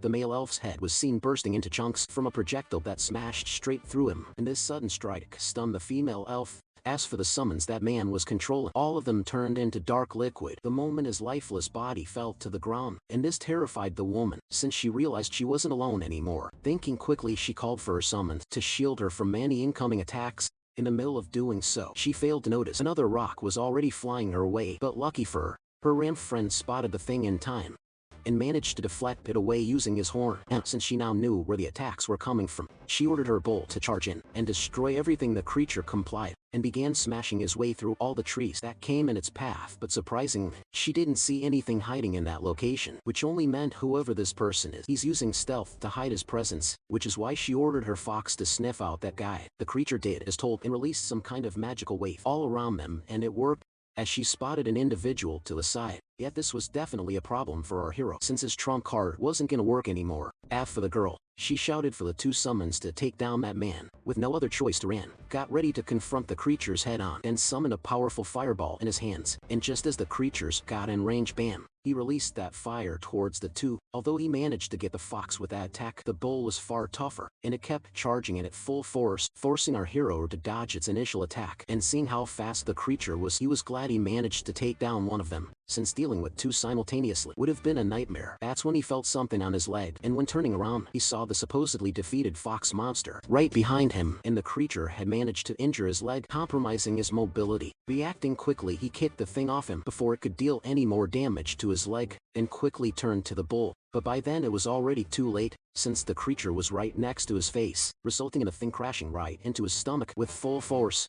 and he went flying back and crashed into a tree, and that hit proved deadly, since the kid immediately began coughing out blood with him finally down. The two monsters started moving in to finish the job. As for the female elf, she was mocking the kid, commenting how she was going to enjoy herself devouring him alive. Next panel, boom. A hoof rammed her right on her face, and she went down, followed by relentless kicks from a muscular beast that proceeded to crush her under its weight. Terrified, she shouted for her summons to forget about the kid and save her instead. The things complied and turned towards the horse and said, it easily managed to overpower the creature. By then the woman was at her limit. Not only did this kid take out her partner, he even had the nerve to humiliate her in such a way, and she was ready to tear him apart. That was until she heard the sound of something flying at incredible speed through the grass, and that was the last thing she saw before meeting the same fate as her partner. With that, the forest fell completely silent, with only our hero standing as the last one left. As for the summons, they also began dissolving, signaling that the fight was now over. Although he managed to take down that thing, Jiran himself sustained a lot of damage, and because of it he fell to his knees, unable to even stand anymore, since that fight took a lot out of him. That was when he felt the breath of that horse gently blowing on his head. Looking up, he found the creature standing before him, who seemed concerned about his condition. So our hero thanked the creature for its assist, since if it were not for him stepping in when he did, things could have ended badly for him. The story cuts to the night, and a man was seen slowly opening his eyes, and the first thing he did after regaining consciousness was start screaming. But as he looked up, he found our hero sitting beside the fire. Seeing that it was a human, the man calmed himself and asked for the kid's identity. Our hero told the man the whole story, how he found him unconscious, saved him from those dark elves, and everything. In the middle of that, the man felt a nudge on his shoulder, so he turned and found his horse by the name of Tilly standing there. Seeing the two acting like friends, our hero commented on how that was a really smart horse, since not only was it trying to protect him when he was unconscious, it was even smart enough to sneak up on the enemy when their guard was down, which gave him the opportunity he needed to end that fight. With that out of the way, the man thanked the kid and introduced himself as Asses of House Burb. Our boy did the same, but he was curious to know what he was doing in this forest in the first place, and if there was a reason those elves attacked him. As he's answered, there was no reason. He was simply on a pilgrimage with his friends when they were suddenly ambushed by those creatures. That's when Jiran noticed tears in that man's eye, as he recalled what he saw at that time, and how savage those creatures were. But quickly getting a hold of himself, he apologized to our boy for losing control over his emotions. It's just that the people he lost during that fight were very precious to him. Jiran asked if they were his family members. The answer was a no. Those people were the knights and servants who came on this pilgrimage with him, the people who practically raised him since he was a child. Hearing those words, Jiran came to the conclusion this man wasn't like other nobles. He was genuinely a good person.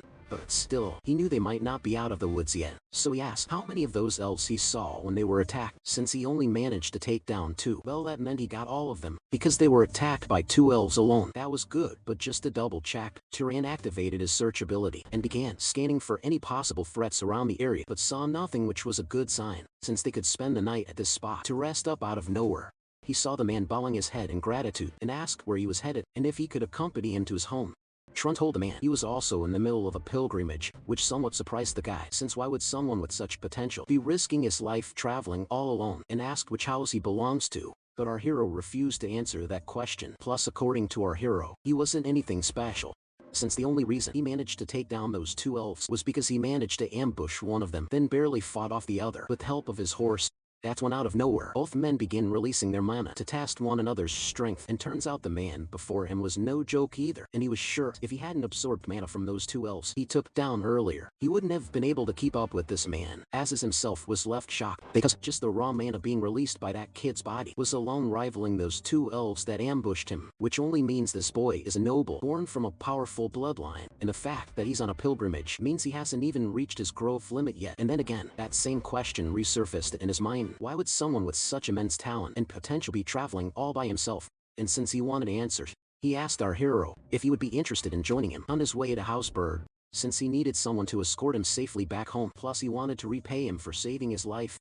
Surprised, our hero asked how he was planning on repaying him. Well, turns out the nobles from House Berg are enchanters. They are an extremely prestigious house to the north, since their bloodline allows them to craft magical tools, and he was planning on making him the finest magical tool as a thank you. Cut to the next morning, and the men were seen standing before the tombstones of the people who lost their lives at the hands of those elves. While doing so, Azaz turned to our hero and thanked him, and when asked the reason, the man reminded him how he never mocked him for being a noble who cried at the sacrifices of his subordinates, since that was kind of pathetic of him. But our hero had no clue what he was talking about, and asked why he would think that. Well, from what his father taught him, those who die in a righteous battle go to heaven, so there was no point in grieving for them. A true noble moves forward and honors their sacrifice, but to him, if not, grieving over a family member's death is strength. Then he was afraid you won't ever become truly strong. But our hero thought otherwise, since shedding tears for loved ones wasn't a sign of weakness but kindness. Before starting their journey, Assis suggested they drop this formal talk and speak more comfortable, since they are practically the same age, and our hero didn't have any problem with that. So the kid extended his hand to seal their new friendship, and since this was our hero's first time someone actually calling him a friend, he paused for a moment, but he wasn't saying no, so he shook his hand. After a while, both of them were seen stopping to get some rest. That's when AC showed our hero a strange-looking box, so of course he asked what the thing was. Well, turns out it was a magical cooling box, which uses magic to keep the temperature inside of the thing cold. But since our hero had no clue, why would anyone need something like that? The kid explained to him how they can preserve items inside of that box for longer periods of time by keeping them cool. That wasn't the only thing Assis was carrying with him. Apparently he also had a teapot, I think, not sure, along with a bunch of other stuff, the last one being some kind of an alarm that goes off if something comes within a certain range. Even his clothes were special, since these things has self-cleaning function. Our boy was genuinely impressed with the stuff he just showed him, and he was sure just the clothes he was wearing were worth saving his life. But according to Assis, that wasn't the case. His life was worth far more than just a piece of cloth, and he was planning on repaying him with something far better as soon as they reached House Berg. Plus, he's been really interested about the kid. Apparently by now, a lot of time had passed since both of them had been traveling together, and on their way they came across many kinds of dangers. He's seen Turan use so many different kinds of magic that he lost count, and just for reference, a few of those were animal control, freezing levitation, liquid manipulation enhancement, luminescence restraint, instant death to rain transformation, lightning strike, and many more. After listing all of them, Assis asked if our hero spent his entire life practicing magic for him to be so skilled in so many types, or perhaps it was a bloodline ability he didn't know of that lets him master any type of magic. Yet the kid had no clue how to tell him that. Everything he saw him do was stuff a talking library taught him, so he just ended up reminding the kid of their deal, that they won't pry into which family he comes from. Assis apologized and changed topics to his age, since he was still curious how long it took him to learn all that stuff, and was left speechless when he heard the kid before him wasn't even 18 yet. And get ready for your jaw to drop as well, because the man before him is 43. Although it was surprising how powerful the kid was for his age, he commented something about not believing he would get to meet with another genius like him in a forest, who was traveling all by himself. Surprised, the kid asked about the second genius. Well, apparently when it comes to magical control and the types of magic he can use, he is slightly superior to that person, but they do have an edge when it comes to an overpowered bloodline. Plus, it is a she is talking about, who is around the same age as our boy and is his cousin. Hearing she was from the same family as Assis, our hero asked if he could ask her to make him some magical tools. The answer was a no, the reason being she's from the main house, and when asked what this main house was, Assis informed the kid that the girl is actually one of the princesses of Arabian, who might actually be in line to become the head of a great house one day. But the thing is, despite being born a princess, the person's position as the head was not guaranteed, since unlike ordinary wizard houses, the heads of great houses do not easily pass their positions to their own children. The reason being, a great house consists of dozens of relatives in the same generation, and naturally at least one of them is stronger than the head's own child. But Mesa is a different story. Not only is she the direct descendant of the head, that girl was also born with the greatest talent of their house, so much so that after awakening her magic power, she mastered all manner of combat magic in just 10 short years, resulting in her receiving full support of her house. And now at just 21, She's almost on the same level as the core members of the house. Not just that, but when their last eldest grand uncle passed away, she was the one who devoured most of his magical power. But of course they received portions as well. Damn, I don't know how that works, but that kind of sounded messed up. Just then he heard the kid pointing into the distance, telling our hero they were almost there. The moment our hero's eyes landed on the sight before him, his heart skipped a beat, because before him lay one of the most incredible sights he had ever seen, something called the Deccan Plains, which is the central territory of Arabian, and right before it, the territory of Habsburgs and Alent. The story cuts to the inside, and a woman who I presume is Assis's mother was seen walking up to the main gate to welcome her son. And this 40-year-old man, the moment he saw the woman, ran in to give her a hug like a child, which obviously surprised our hero a little. That's when he saw the man's father also walking out, who was telling Assis to address his mother as mother and not mom. After that drama, he quickly introduced our hero to the two as a friend he made during his travel who saved his life by risking his own. Surprised, his mother asked what happened since this pilgrimage route was supposed to be safe, so Assis told her the whole story of how they were attacked by dark elves on their way back home. The moment the woman heard those words, she completely lost it and got ready to bring down her whole house's wrath down on those elves for daring to target her child. But her husband instructed her to compose herself. After all, she was the head of this house. After calming the woman, he walked up to our hero and asked for his house. Same answer, he can't reveal that information. And when asked why, our hero finally decided to come clean and told the man he himself has no clue which house he belongs to, since he was born of a commoner mother and doesn't know who his father is. This revelation shocked Assis, since he never mentioned anything like that while they were traveling. As for his mother, she was still grateful that he saved her son, and using her authority as the head of the house, she promised to reward him properly. But despite that, she refused to let him stay in their mansion. Instead, she promised to arrange him to stay at the finest inn in the city. Assis obviously protested, since the least they could do was host him at their home. Although the woman agreed that was the proper thing to do, as things stand at the moment, they could not allow that since they have an important guest staying with them, which is why regardless of the circumstance, it would be difficult to bring in a stranger of unknown origin into their home. Just then they heard a voice from the back, calling the woman her auntie. Turning around, they heard the female commenting how a person who saved Ashan won't suddenly try to assassinate her. Not far from them, our hero spotted a slender figure staring right at him, and this female right here is Masyan, the same genius Assis was telling him about not too long ago. But to our hero, she looked less like a princess of Arabian and more like a walking corpse. Because of her current state, turns out the girl has a bounty on her head and was nearly assassinated by assassins of Zahar house, which is why she came here in secrecy to hide for the time being. Assis instantly caught on to what was going on, because an assassination attempt at the main house, with all those fortifications, only meant one thing, and the girl agreed it was indeed an inside job.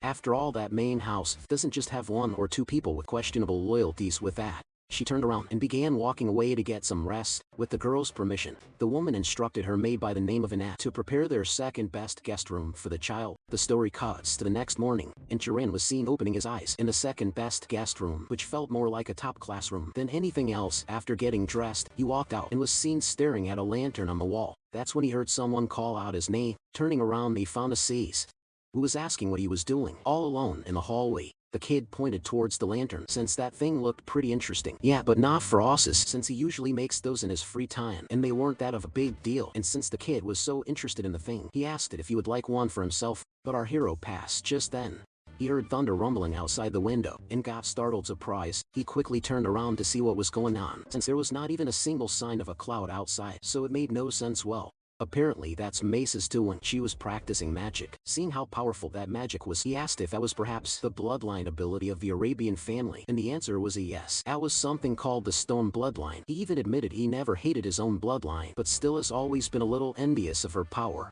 since she was born with something he could never match. Turning to the kid, he asked if he would like to take a closer look, and our hero didn't have any objections to that, but he still asked if it was a good idea for a suspicious outsider like him to approach someone like a princess. But Assis thought otherwise and was even willing to vouch for him. Plus, he was curious to know which one among the two was stronger. Apparently, he had been holding a grudge against that girl for quite some time now, and he wanted to see her frustrated face for once. Cut to the girl, who was minding her own business when she suddenly heard Asis's voice calling out to her, and since they never got a chance to properly introduce themselves yesterday, the girl asked for our hero's name, so he introduced himself. With that out of the way, she asked the reason for this sudden visit in the middle of her training. Asik told the girl they just wanted to join her in practice, just like how they used to do in the past. Yeah, Mesa clearly remembered the last time they practiced, how he stormed off while crying after she learned a spell in 2 tries. That took him a whole week. Our hero finally realized what grudge the man was talking about earlier, but as this wasn't happy about her bringing that embarrassing story in front of their guests, so he got straight to the point. Jiran is a magical talent that's second to none, which is why he brought him here as her challenger, so both of them could duel it out to see which one of them was more talented. That actually piqued the girl's curiosity a little, and since she had no objections to that, she activated her power, and Jiran noticed the sky over his head beginning to darken, followed by a powerful golden thunderbolt falling towards the ground, and that thing landed right on the girl's body. That's when Jiran finally saw that girl's true form, and the terrifying power that was hidden inside of that frail-looking body of hers, and apparently that sight was so terrifying that even the boy began to back away, as he realized the kind of monster that female truly was, and just as quickly the sky began to clear away, and everything quieted down once more. But Jiran was completely shaken after what he just witnessed, so much so that the kid was literally panting, with sweat running down his whole body. Seeing his condition, the girl finally spoke up, and apparently Jiran didn't exactly appreciate what the girl had to say, since she mocked him right on his face, saying he was no match for her. But thankfully Sis stepped in to calm the situation, and commented that the girl was right. When it comes to raw magical power, the kid stood no chance. But that wasn't what was so amazing about this kid. The thing is his talent for learning magic, since he can pretty much copy any kind of spell in just one glance, and he was sure even she didn't come anywhere close to that level of talent. The girl didn't really appreciate the bragging, but still she wasn't backing down from a challenge, and agreed to the challenge to shut him up for good. Our hero himself was itching to put her in her place, so he proposed each one of them demonstrates some unique magic known only to them, and whoever succeeds in learning it the fastest wins. The girl agreed to the challenge, but since Jiran had no clue about his bloodline ability, she decided not to use her unique magic, after which she tapped her foot on the floor to start the duel, resulting in a plant beginning to push its head from the ground, and before they knew it, a bunch more of those things shot out, and for some reason, all of them were going straight for Osis. And with that, the man was seen suspended upside down in the air, with a girl asking our hero to give it a go. Plus she wasn't planning on letting the loudmouth go until the kid copies the same spell she just showed him, since he had been getting on her nerves for quite some time yet. Our hero didn't really care what happened to the guy either, so he knelt to give it a go as well. Plus this was his first time trying this kind of magic, so he wasn't sure it would work or not. So relying on the knowledge he managed to learn from the library, he ordered the seeds buried in the ground to grow. Just as he said that, the seeds began to sprout, and within seconds, multiple vines shot out of the ground. This actually surprised the girl, since she somewhat understood what the kid did, but still the speed at which he copied that spell was quite impressive, so she asked if he had seen anyone use that kind of magic before, since he figured out the magic's nature right away, but the answer was a no. And since for the first time in his life Asis was wrong about something, she decided to let him go, and now it was his turn to show her what he could do. So she asked him to go ahead. Our boy wasn't really sure what he was supposed to show her, since clearly using his bloodline magic meant suicide. Even someone from that family tried executing her. That's when he got an idea. So he raised his hand towards some nearby bushes, and made a gesture, and a rat was seen running out following his command. That somewhat disappointed the girl, since something like that was child's play for her. But our hero told her to cool her jets, since he wasn't done yet, after which he began doing something to the rat, and the poor little thing began writhing in agony. And then poof, the thing went limp as his body began to decompose. That caught the girl by surprise, since this was her first time seeing someone use that kind of magic. As for our hero, he showed her the thing, saying it was her turn next. Yet that was indeed interesting, so she got ready to give it a go as well. Same thing, she made a gesture towards the bushes, resulting in a rat running out towards her. She grabbed the thing, lifted it up, and began copying what the kid did moments ago, but for some reason nothing happened. Turns out she had no clue what the kid did to his rat for it to start rotting away like that. Because this is no simple magic. Isis himself wanted to know what kind of magic that was, since that was creepy as hell. Seeing how neither of them knew anything about the magic he used made our hero fall into thought, since these guys were supposed to be one of the most prestigious families, yet they don't possess this secret knowledge. In the middle of that, Asis spoke up, and since the girl still hadn't been able to copy the kid, he decided to declare him the winner. But no way Mesa was admitting defeat, so she asked him to shut up and amped up her magical output.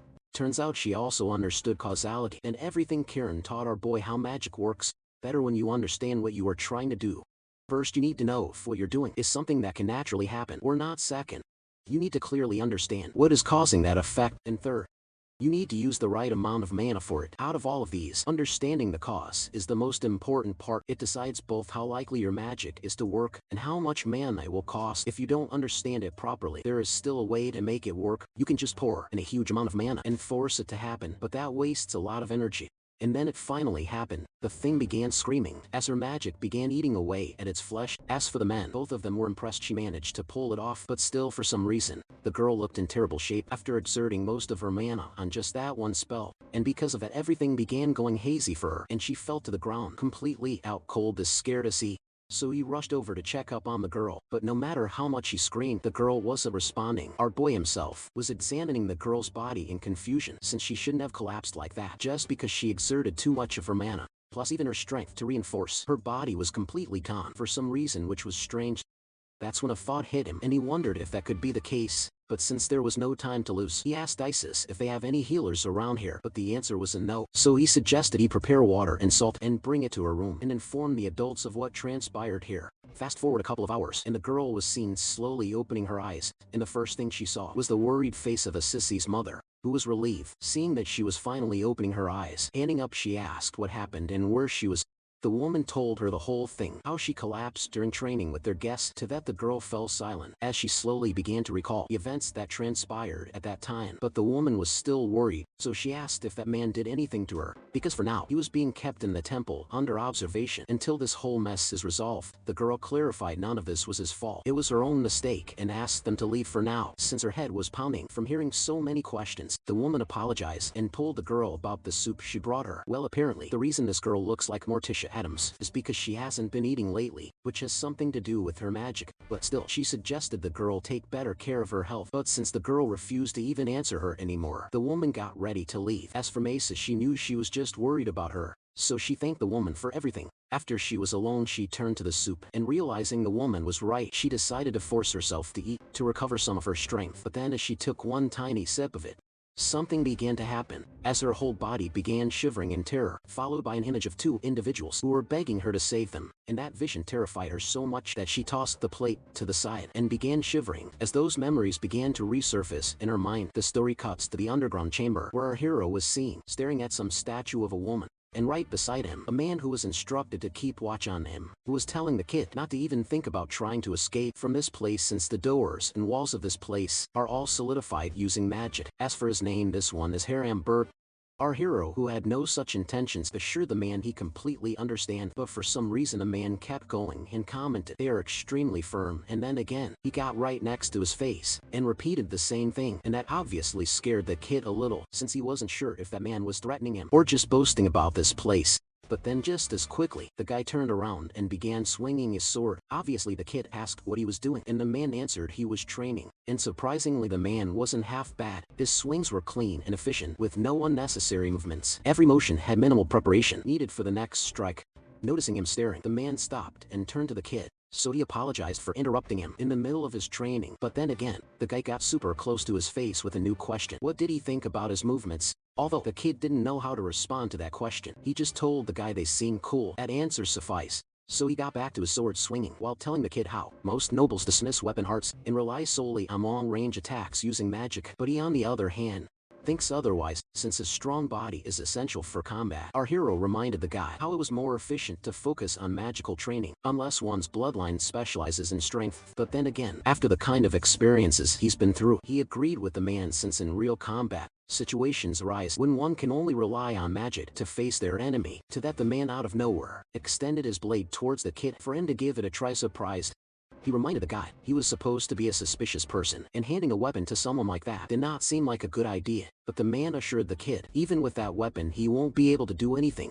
After all, what makes it a sword is the body of the wielder, and with his current weak body, he won't even be able to make a scratch on him. Yet the kid knew the guy wasn't wrong, so he took the blade, after which he got into his stance and began pouring his mana into the blade like any normal mage would do to give themselves an edge. But for some reason the man didn't like that, so he shouted for him not to do that. I bet the kid was a bit scared after getting screamed at like that out of nowhere, so he stopped and decided to just do as the man was saying. So it began. The guy started circling around him, fixing his stance and explaining to him how to maximize his defense using his sword from any incoming attacks. By then, the kid was beginning to second guess this whole thing, but he had already taken the sword, so there was no going back for him anymore. And since that was the case, the only thing to do to not get yelled at was to do everything he could to not make the guy mad and follow his instructions carefully. As for the guy himself, he was not expecting this scrawny kid's body to hold this much talent for swordsmanship, so he began explaining to him why physical training is crucial for a wizard. It's simply because they rely too much on mana, to enhance their physical ability, and because of that, their body never reaches its full potential. In the middle of all that, Duran heard the door to the place opening, so he turned around and found to see his mother walking in, and the reason she personally came to fetch him was because she wanted to apologize for doing something unforgivable to him. But our hero told the woman there was no need to apologize, because at the end of the day, the only thing that matters is that the young lady is unharmed, plus he should be the one apologizing, since as a guest, the way he acted earlier was not appropriate. That's when he heard the woman informing him that Mesa wanted to apologize to him personally and asked if he had a moment to spare. Cut to the girl who was apologizing to the kid, that he had been trapped in that temple because of her. But then again, our hero didn't mind, since at that moment doing that was necessary, given someone was already trying to assassinate her. Plus he was just glad she wasn't seriously hurt. The girl changed topics to that incident and what that magic was that he used on that rat, and if by any chance he lied to her and used some undisclosed bloodline magic during their duel, since the mana consumption to pull it off was absurd. Taran assured the girl that wasn't the case and was sure anyone could pull it off if they knew the principle behind that magic. But then again, the girl knew he won't reveal that secret, which was a problem since that way they won't have proof that what he was saying was true, and what he demonstrated wasn't some bloodline magic. Our hero just told the woman not to take that duel too seriously, since he really didn't care who won. But the problem was she's a sore loser who refused to accept that she lost, since that would be a stain on her reputation. So she proposed that both of them share one secret magic with each other. He teaches her that rot magic, and she would teach him one of her family's secret spells. Knowing the girl won't drop this topic until she gets what she wants, our hero reluctantly agreed. After a bit they were inside of her room, with our boy teaching her the lost principles of magic taught to him by the little librarian, and surprisingly, as soon as she grasped the causality and functioning of that spell, she easily managed to pull it off, and since that was the case, she reluctantly accepted her defeat and declared the kid the winner of their match. But still she asked our hero if he could keep this a secret from Assis and tell him their match ended in a draw, because she didn't want to see that guy getting cocky about winning, and our boy had no objections to that. With that out of the way, it was now her turn to teach him something, and whatever she had in mind involved a comb, and to our boy's surprise, the girl began brushing her hair. So apparently she was trying to teach him the principle of static electricity, which involves rubbing two objects together. And no, our hero already knew everything about that stuff, and that surprised the girl, since this knowledge was supposed to be a secret, and now she had no clue what she was supposed to do, since she had nothing else to teach him other than that. So she asked him to give her some time to think of something to repay him accordingly, and once again our hero didn't mind, and since both of them were on board with the idea, she suggested that, until she could repay him for that knowledge, both of them trained together, but also made it clear it was just to repay her debt to him, and not because she particularly needed him. Yeah, she definitely needs him, but our hero agreed to that, and suggested they start their training tomorrow, and meet in the garden in the evening. The story fast forwards once more, and all of them were seen sitting on the dinner table, and this was somewhat surprising for Assis, since foods like this he never even seen on his birthday, let alone to welcome a guest, and heard his mother telling him to keep his mouth shut. Our hero himself noticed something off, since for some reason, this woman was trying way too hard to win him over. Ever since that incident with Mace, that was when he heard her calling for his attention, and it was about that reward her son promised him for saving his life. And since this was the perfect time, as the whole Houseburg had gathered, she asked if he had anything specific in mind he would like to request. The answer was yes, since he had been looking for something that could aid him in defense. See, Taran is mostly traveling all by himself, so he is always at risk of ambushes, so he wanted something that could protect him from surprise attacks. That was no problem for the woman, since she had already created similar items in the past, but the thing was they don't have anything ready. Immediately to that, I see, spoke up, offering to personally fashion him something, but the answer was a no, since she doesn't want to drag their house's honor through the mud by giving the boy something not up to their standard. Just then another man sitting on the table spoke up, offering to take him a task of making something.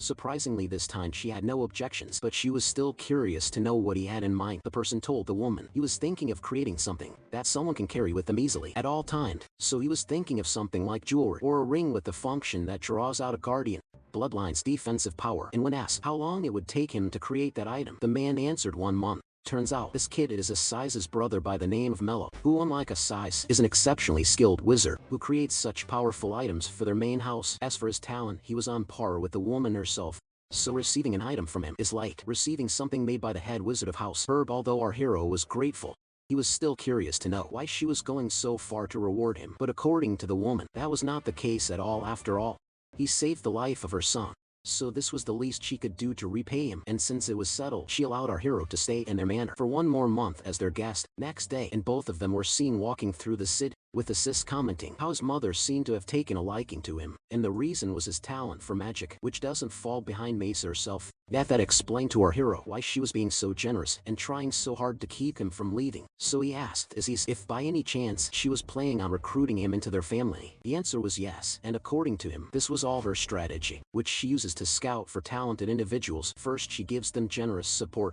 then puts them in her debt, after which comes the third step of introducing them to a pretty young lady to tempt them into marrying into the family. In fact, he wasn't her first target. Many adults in their house joined in that same way. Yep, it was official now. That woman is scary as hell. But Asus assured the kid not to worry too much since she can't force him into doing anything against his will. As for the magical tool, it was already promised to him, so there was no catch there. Changing topic, he asked if he has any plans for the day. Our hero told him about his promise with Mace that he was going to train with her in the evening. Yeah, that was perfect, since there was still quite a bit of time before evening, so he suggested both of them head out to have some fun in the meantime. But seeing him make that face, he asked if he was really planning on just sitting in a corner of the castle to train magic on a beautiful day like this. As a matter of fact, he was. But yeah, no, Size wasn't taking no for an answer, so he began dragging him to some place where they could let loose and have fun. After a while, they were standing in a casino. Yeah, no way our boy has the kind of money to blow on something like this, so he straight up told the man he was not interested. No worry, there were still a whole lot more fun things to do in the city. And while walking around with the idiot, something caught our boy's eyes, and it was a picture of a person, and not any ordinary person. That's none other than Kian. Cut to another place, and two swords were seen clashing against each other. Turns out it was some kind of a play about a great warrior by the name of Kian, who fought off the bad guys and saved everyone after a hard-fought battle. The contents of that whole story wasn't shown, but Osis was pretty happy with what he just saw. Same couldn't be said about our hero, since whatever was shown in that play described Kiran as an extremely powerful and kind-hearted wizard.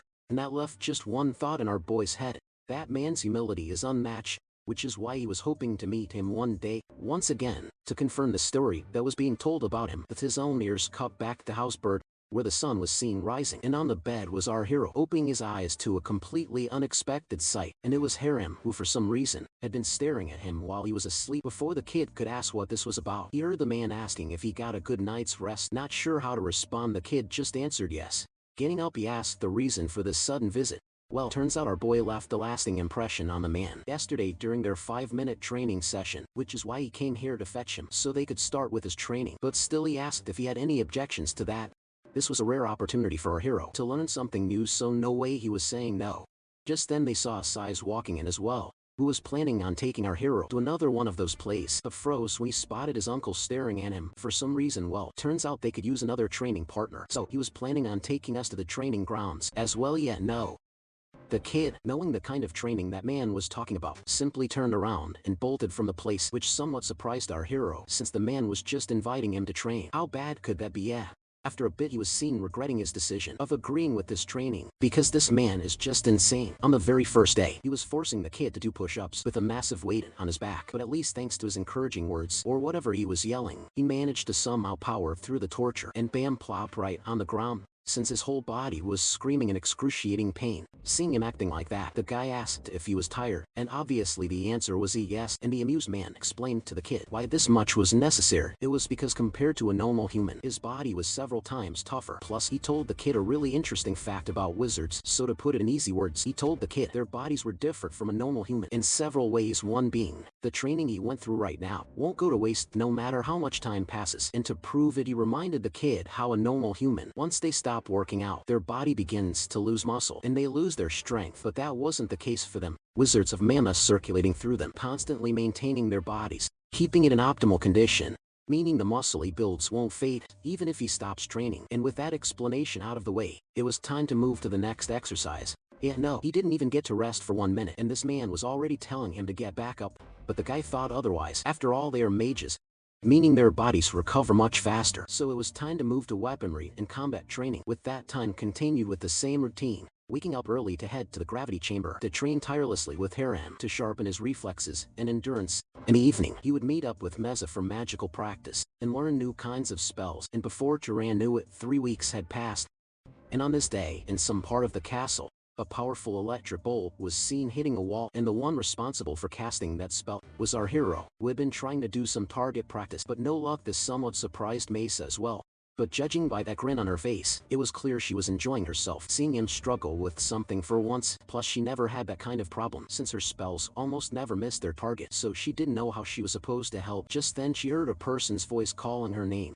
Turning around, both of them saw a new face walking in with some urgent news for the girl. That's when his eyes landed on our hero, and that somewhat surprised him for some reason. But before he could say anything, Mesa stepped up and asked what this was about, since she clearly told the main house not to let anyone approach her while she was recovering her strength. In this place apparently, their patriarch had summoned her, which was strange, but she did warn the man this better be important, otherwise he should prepare himself for punishment. Oh yeah, it was important, alright. A whole legion of dark elves had been rampaging in the south of their territory, with 3 villages already being completely decimated by their forces. Plus they got news from a source claiming their main target might be their house. That was indeed troubling news, so the girl agreed to head back as soon as she was done with the task she needed to finish after they were alone again. She apologized to our hero, since she needed to head out now, but she never forgot about their deal and was still planning on repaying him for teaching her that creepy corruption magic. And after taking a moment to think, she finally thought of something, but she didn't seem happy about it. But then again, a deal is a deal, so she turned to our hero and asked if he was aware that a human body has electricity flowing through it 24/7. Well, turns out no. This was the first time he was hearing of something like that. Well, that was perfect, because she was about to enlighten him with a new kind of knowledge, which is also an Arabian secret teaching. But before that she asked our hero if that would be enough to repay her debt, and the answer was yes. So she started off by telling him about the electric signals that are sent to the brain where a person sees or feels something. So she basically explained it to him in simple terms, how whatever he sees with his eyes or smells with his nose are just electric signals which the brain is designed to understand. Not just that, the brain uses those same electrical signals to control a human body, so basically everything he sees and feels is just electricity flowing through his body to his brain. Well, turns out our hero had no clue about anything he was hearing, since knowledge of this kind wasn't available in that library. Plus he wasn't even sure how he was supposed to use this knowledge to his advantage. That's when he heard the girl asking what would happen to a human body if those signals are accelerated using magic. Yet our hero immediately caught on to what she was trying to say. Using this technique, a person could increase the speed at which they perceive and react several folds. Yep, that was exactly it, and she was impressed he caught on so fast, but she was curious how fast he would be able to learn this technique, so she asked the kid to give it a go. Our boy obeyed, closed his eyes, and began concentrating, and before long, he could feel those electrical waves flowing through his body, and with that first step done, he got ready to accelerate the rate at which that electricity was flowing through him. Just as he did that, his body began to react strange, followed by his senses being enhanced several folds, and then he finally saw it. The world looked completely different from what he was used to seeing. Not just that, but it was like everything was moving in slow motion, and that brought a smile to his face,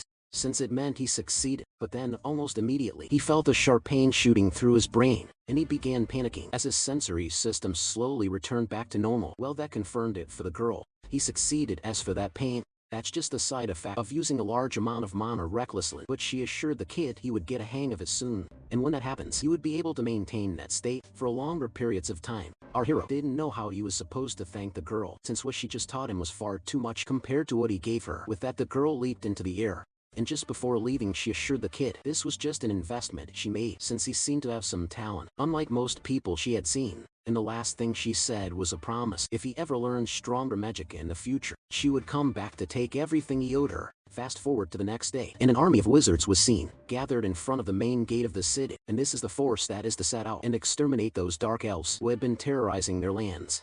In the crowd was our boy, along with some other members of House Burp. Just then Asses spotted Maya's making her way towards the main gate as well, so like the idiot he was, he began making things awkward for her by waving his hand like a child while screaming her name. Thankfully, the old man beside him stopped him before he made things any more awkward for the girl. Just then, they heard the announcement that the head of the house was arriving to lead the gathering. Following that command, all the men gathered, straightened up to greet the person, and when he stepped out, our hero saw an aged, old man who seemed to have seen better days, but still looked cool as hell. As he made his way through his men, a man by the name of Battle Arabian, our hero asked the obvious question from Asses: what was up with that guy, and why did he look like he could collapse at any moment? Asses himself wasn't too sure, but according to the rumors he heard long ago, that man fought with the head of the Zohar house and during their battle suffered grave injuries, but that happened a long time ago, so probably he was just getting old. That's when the man lifted his hand towards the sky to shut out all their mouths, and with just a single gesture, Everyone gathered in the place witnessed the power of the Arabians, as the whole sky above their heads began to darken, followed by a deep fractured voice heavy with age that cracked through the air as the man called out to his men, urging them to advance with confidence and reminding them he was right there beside them. As soon as he said those words, dark clouds began gathering all around the place with thunder rumbling all around them, scaring all the people standing nearby, and witnessing the power of the Arabian. All of them began cheering for the army, knowing that with this man on their side, they would eradicate those invaders and bring peace to their lands. Our boy himself was staring at the whole scene in awe, since even watching Macy use that same spell countless times, he couldn't believe how powerful this man truly was. Plus, even with a body in such poor condition, this man was at the pinnacle of magic, with the power to command the very sky. And no, he wasn't intimidated, because that power right there is his main goal, and he was sure someday he too would reach that level. Fast forward, and a man was seen handing out some kind of a bracelet to someone. Turns out, this was the magic item which was promised to our hero. As for what it does, this thing had the ability to increase his physical durability slightly, even when he's just carrying on his body. But when he channels his mana through it, that's when the real magic happens, because that buff goes through the roof. But he did warn our hero of the backlash, since that thing drains mana like crazy, so he advised him not to rely too much on it and only use it when he finds himself in a pinch. Our hero thanked the man, since this thing was even better than he had imagined. The man agreed, since an item of this caliber is rare, even among great houses. Just then, he heard the woman's voice calling for his attention, and it was just as he had thought. She invited him to join their family and offered to give him the hand of a beauty in marriage if he agreed. Tempting offer, really. But with a heavy heart, our hero politely declined, since he was not even 18 yet, so baby making was out of the question. But more importantly, his journey still was not over yet, so he couldn't think about settling down until he finds what he was looking for. Yet the woman knew that would be his answer, since Ozis had already told her he has goals which cannot be achieved in one place. So she apologized for having to ask again. Duran thanked the woman for everything she had done for him and promised his size and the bird family would be his friends forever. With that, our hero was seen walking out of the main workshop. That's when he saw Cease and Heron waiting for him outside. Just as he was about to ask what this was about, the man tossed a dagger his way. Apparently this was a gift for the kid, which is a magical item with enhanced durability and sharpness. Our hero was grateful for this gift, so he bowed in front of the man to thank him, while acknowledging the man as his teacher, and that brought a smile on the man's face. But deciding not to show how happy he was hearing him call him teacher, he quickly turned around, and with that stiff body of his, began walking away. That's when Assist threw a cloak over the kid's shoulders, surprised he asked what this thing was. Well, turns out that wasn't the only thing he brought for the kid. He even made these special clothes for him, which were just like the ones he was using, that have the ability to clean themselves, while also capable of repairing slight tears on their own. With everything this family had done for him, and how generous everyone was, Turan could only thank the man, but Assis played it off like it was no big deal. After all, they were friends. Not only because he saved his life, but because after spending time with him and seeing how talented and diligent he was, he himself felt like he needed to change, and he was grateful for that. Still, he was curious about his next destination, so he asked where he was planning on heading. Our hero answered east. Turns out he had been to that part of the land as well, to a place called Carmine, so he suggested he avoid using a ship, since the waves there are just terrible. Yeah, our hero was aware of that, because beyond those waves lies Sahar's land, also known as the Enrolled Desert, but he decided not to tell him that, because of obvious reasons. After a while, he was seen walking through the Daking Plains, and despite being alone again, he was pretty confident this time, thanks to all this gear. And since time was of the essence, he decided to hurry forward, and boom, he bolted from the place, literally disappearing from the spot he was standing just moments ago. As for the people nearby, by the time they turned toward the source of the sound, the kid had already covered a great distance. With that, he kept running non-stop, and before he knew it, it was the next day. That's when he finally stopped near a small village. And no, it wasn't because he was tired or anything, but because his nose caught the scent of something strange coming from nearby. At first, he thought it was just the smell of a campfire, but quickly realized the smell was far too repulsive, as if someone had been burning an animal without skinning it. So he slowly began following the trail to see where it might lead him. And then he froze at the sight before him, because on the other side of that forest was a village that had been completely devastated by someone. As for that strange smell of something burning, yeah, you can see for yourself where it was coming from. His first thought was those elves, but no way they could have made it this far into the country with so many wizards around. So his second guess was bandits. Just then, he smelled another scent coming not far from him, so he turned towards a destroyed house. Arriving inside, he found the place to be completely empty, but his nose said otherwise.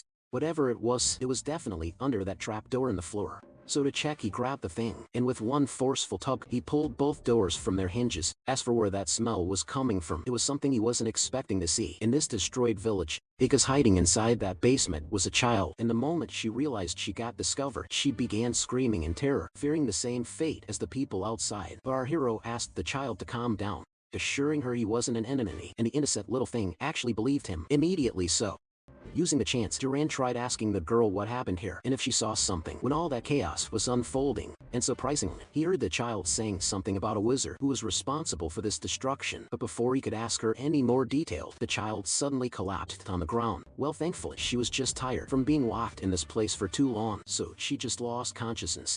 And since that was the case, he decided to take her to some safer place to figure out what was going on. Just as he stepped out of the house, he heard a voice shouting for him to stop.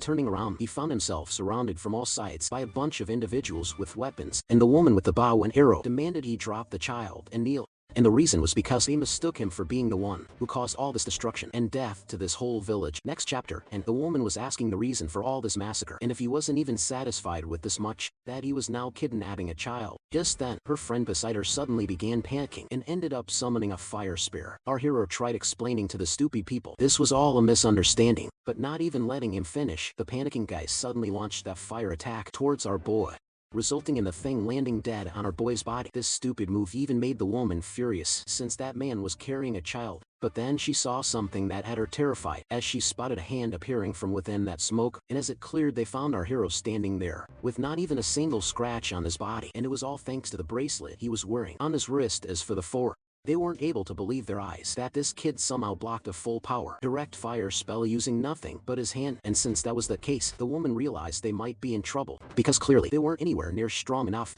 to stand up to this guy. Plus, what she just saw could only be achieved by using a bloodline ability, meaning this guy was probably a noble class wizard. Luckily for them, instead of retaliating, our hero repeated his words once more, that he wasn't the one who attacked this village. But still, next time, if an attack comes his way, he warned he won't just defend himself. Yeah, just those words were enough to make the woman pause and reconsider this whole situation. Plus, with that girl in his hands, attacking him directly could prove dangerous, so she reluctantly lowered her weapon. Plus, she somewhat believed the kid, since why would anyone cause such tragedy and then stick around just to save a child? So to ease the tension, she introduced herself as Bison. With pleasantries out of the way, she made one thing clear: he still wasn't getting off the hook so easily, and asked if he had any proof to prove his innocence. Well, apparently that proof was sleeping in his arms right now, so he suggested they wait for the child to wake up, since she seemed to have seen the real culprit. That part shocked the woman, since no one knew who that man was and what he looked like, so they referred to him as the arsonist, and was even more surprised when she heard this was our boy's first time hearing that nickname, since that guy was a celebrity around these parts. Apparently he is a mad mage who committed this atrocity, and this village isn't his only victim. For the past few months, he's been periodically attacking isolated villages like this one, and the result is the same everywhere he shows up.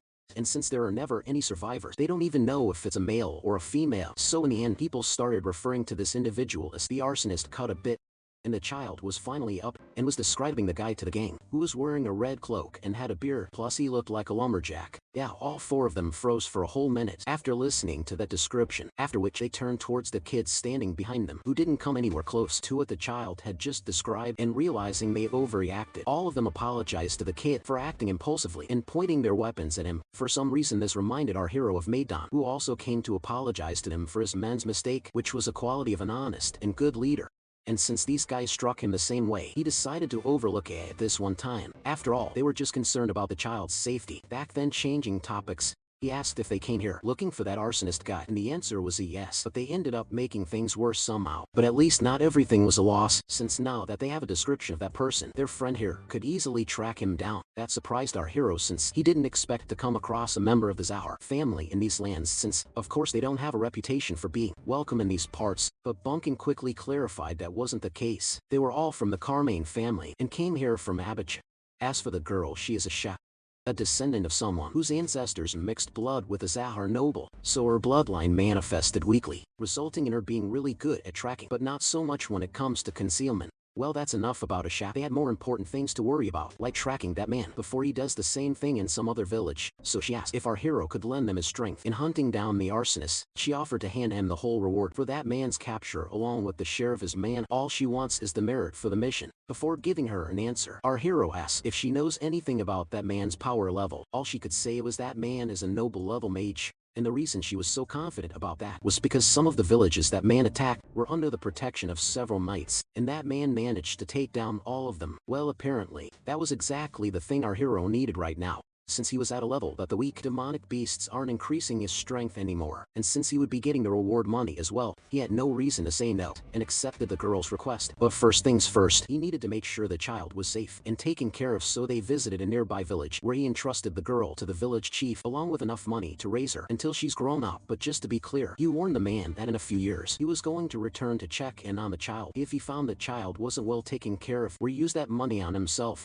He would personally end him. Yet the man completely understood and assured the kid there was no need to worry. Cut a couple of minutes and they were back in that destroyed village where Xiao was seen using her tracking ability to catch the scent of that man. After a bit they were seen walking around the place so the girl could catch a whiff of that man's trail, and luckily it didn't take her that long to track down that man's footprints. And with that part taken care of, she began putting that nose of hers to work. Since our hero was also pretty skilled in tracking, he was curious to know the girl's method, since that's not how he does it. She explains, she starts by looking for any human footprints, and when she does, she just follows the scent of ash covering that man's body. And if he is still wearing the same clothes, finding that person becomes much easier. Not sure why, but our hero was somewhat impressed by how professional the girl was. Even though his tracking is 100 times better than hers, that's when he heard the girl telling the gang she managed to pick up on the trail. With that they arrived outside of a hidden cave where that smell led them, and knowing the place could be booby-trapped, she asked our hero to take point while the rest of them would cover their backs. Following her commands, they slowly began making their way into the place, but since they didn't see anyone, she asked Daisha if she was sure, and the girl answered yes. There was definitely one person hiding inside of this place, but that they were seen making their way deeper into the place, but still no luck, the place was completely empty. That was until the girls spotted light coming not far from them, and following the source, they found themselves standing inside a chamber where a man was seen standing in the middle. And man, I don't know what this guy is smoking, but he needs to stop because he looks like a mix of psychosis, withdrawal, organ failure, and straight up body decay. Our hero though, just to double check, asked Asha if that's the guy they had been looking for, and the answer was a yes. But not to repeat the same mistake like they did with our boy. Bison stepped up and asked for the man's identity, and if he was the one responsible for burning down those villages, along with the people living there. And to answer her question, the guy raised his hand and boom, an explosion covered all of them in one go, while the three weaker ones were immediately out of the fight and were tossed out of the flames like garbage. As for our boy, his bracelet came into clutch once more, and thanks to that he managed to save Bison as well. This shocked the man since he wasn't expecting them to survive from that blast. Using the chance, Bison fired one of her ice arrows towards the guy, and the thing pierced into the man's thigh, and he immediately fell to his knees injured. Yes, but he wasn't out of the fight just yet, so he did something using his hand, and massive hands made out of stone manifested inside the cave. This was something new to our hero, since that man was clearly a flame bloodline type, so how was he able to use earth bloodline magic as well?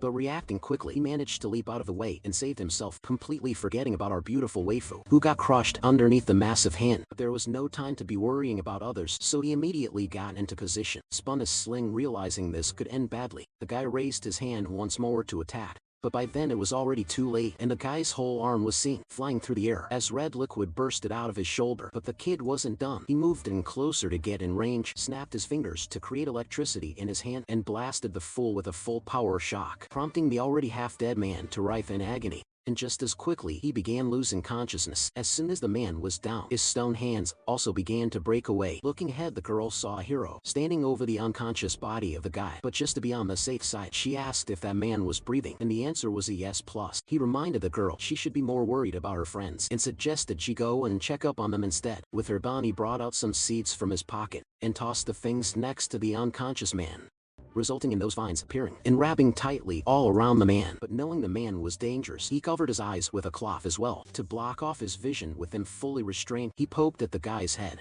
telling him to wake up. As soon as he regained consciousness, the first thing the man did was open his mouth to chant a spell to break himself free. But our hero was one step ahead of him, so he pressed his blade against his throat, warning the man that if he sensed even a trace of mana being released from his body, he won't hesitate in ending him. With that, all of them gathered around the man to start the questioning and asked if he was the arsonist or not. But the man refused to say anything and kept quiet, and that earned him a stab in his other leg. After all, with the kind of things this man did, he deserves something far worse than death, but still he needed answers before that. So our boy asked the reason for burning all those villagers, and the answer shocked all of them, as the man claimed it was a voice that told him to do it. And according to that voice, if he burned the flesh and souls of sinners, he could gain more power. That answer scared the rest, since this man was clearly unstable. But the guy didn't stop and kept insisting, saying this was the way of obtaining other bloodlines. So all he needs to do is burn a few more people, and he could finally obtain the flame bloodline as well. As for the four, none of them were buying that crap coming from his mouth. After all, how can ending humans grant a person new bloodlines? But our hero, on the other hand, was a different story, and at that time, he recalled similar words he'd heard from another person's mouth, who claimed a normal person can also awaken powers by taking down demonic beasts, and that person was none other than Mei Dan. And after seeing the man fight, it further confirmed for our hero what this man was saying wasn't just illusions of a madman, and at that moment he thought to himself, perhaps he finally understood the secret of this world and these powers. Well, that's all for today, folk. I hope that you enjoyed it. If you did, please give the video a thumbs up, and if you want to know what happens next, hit the subscribe button. Until next time, take care.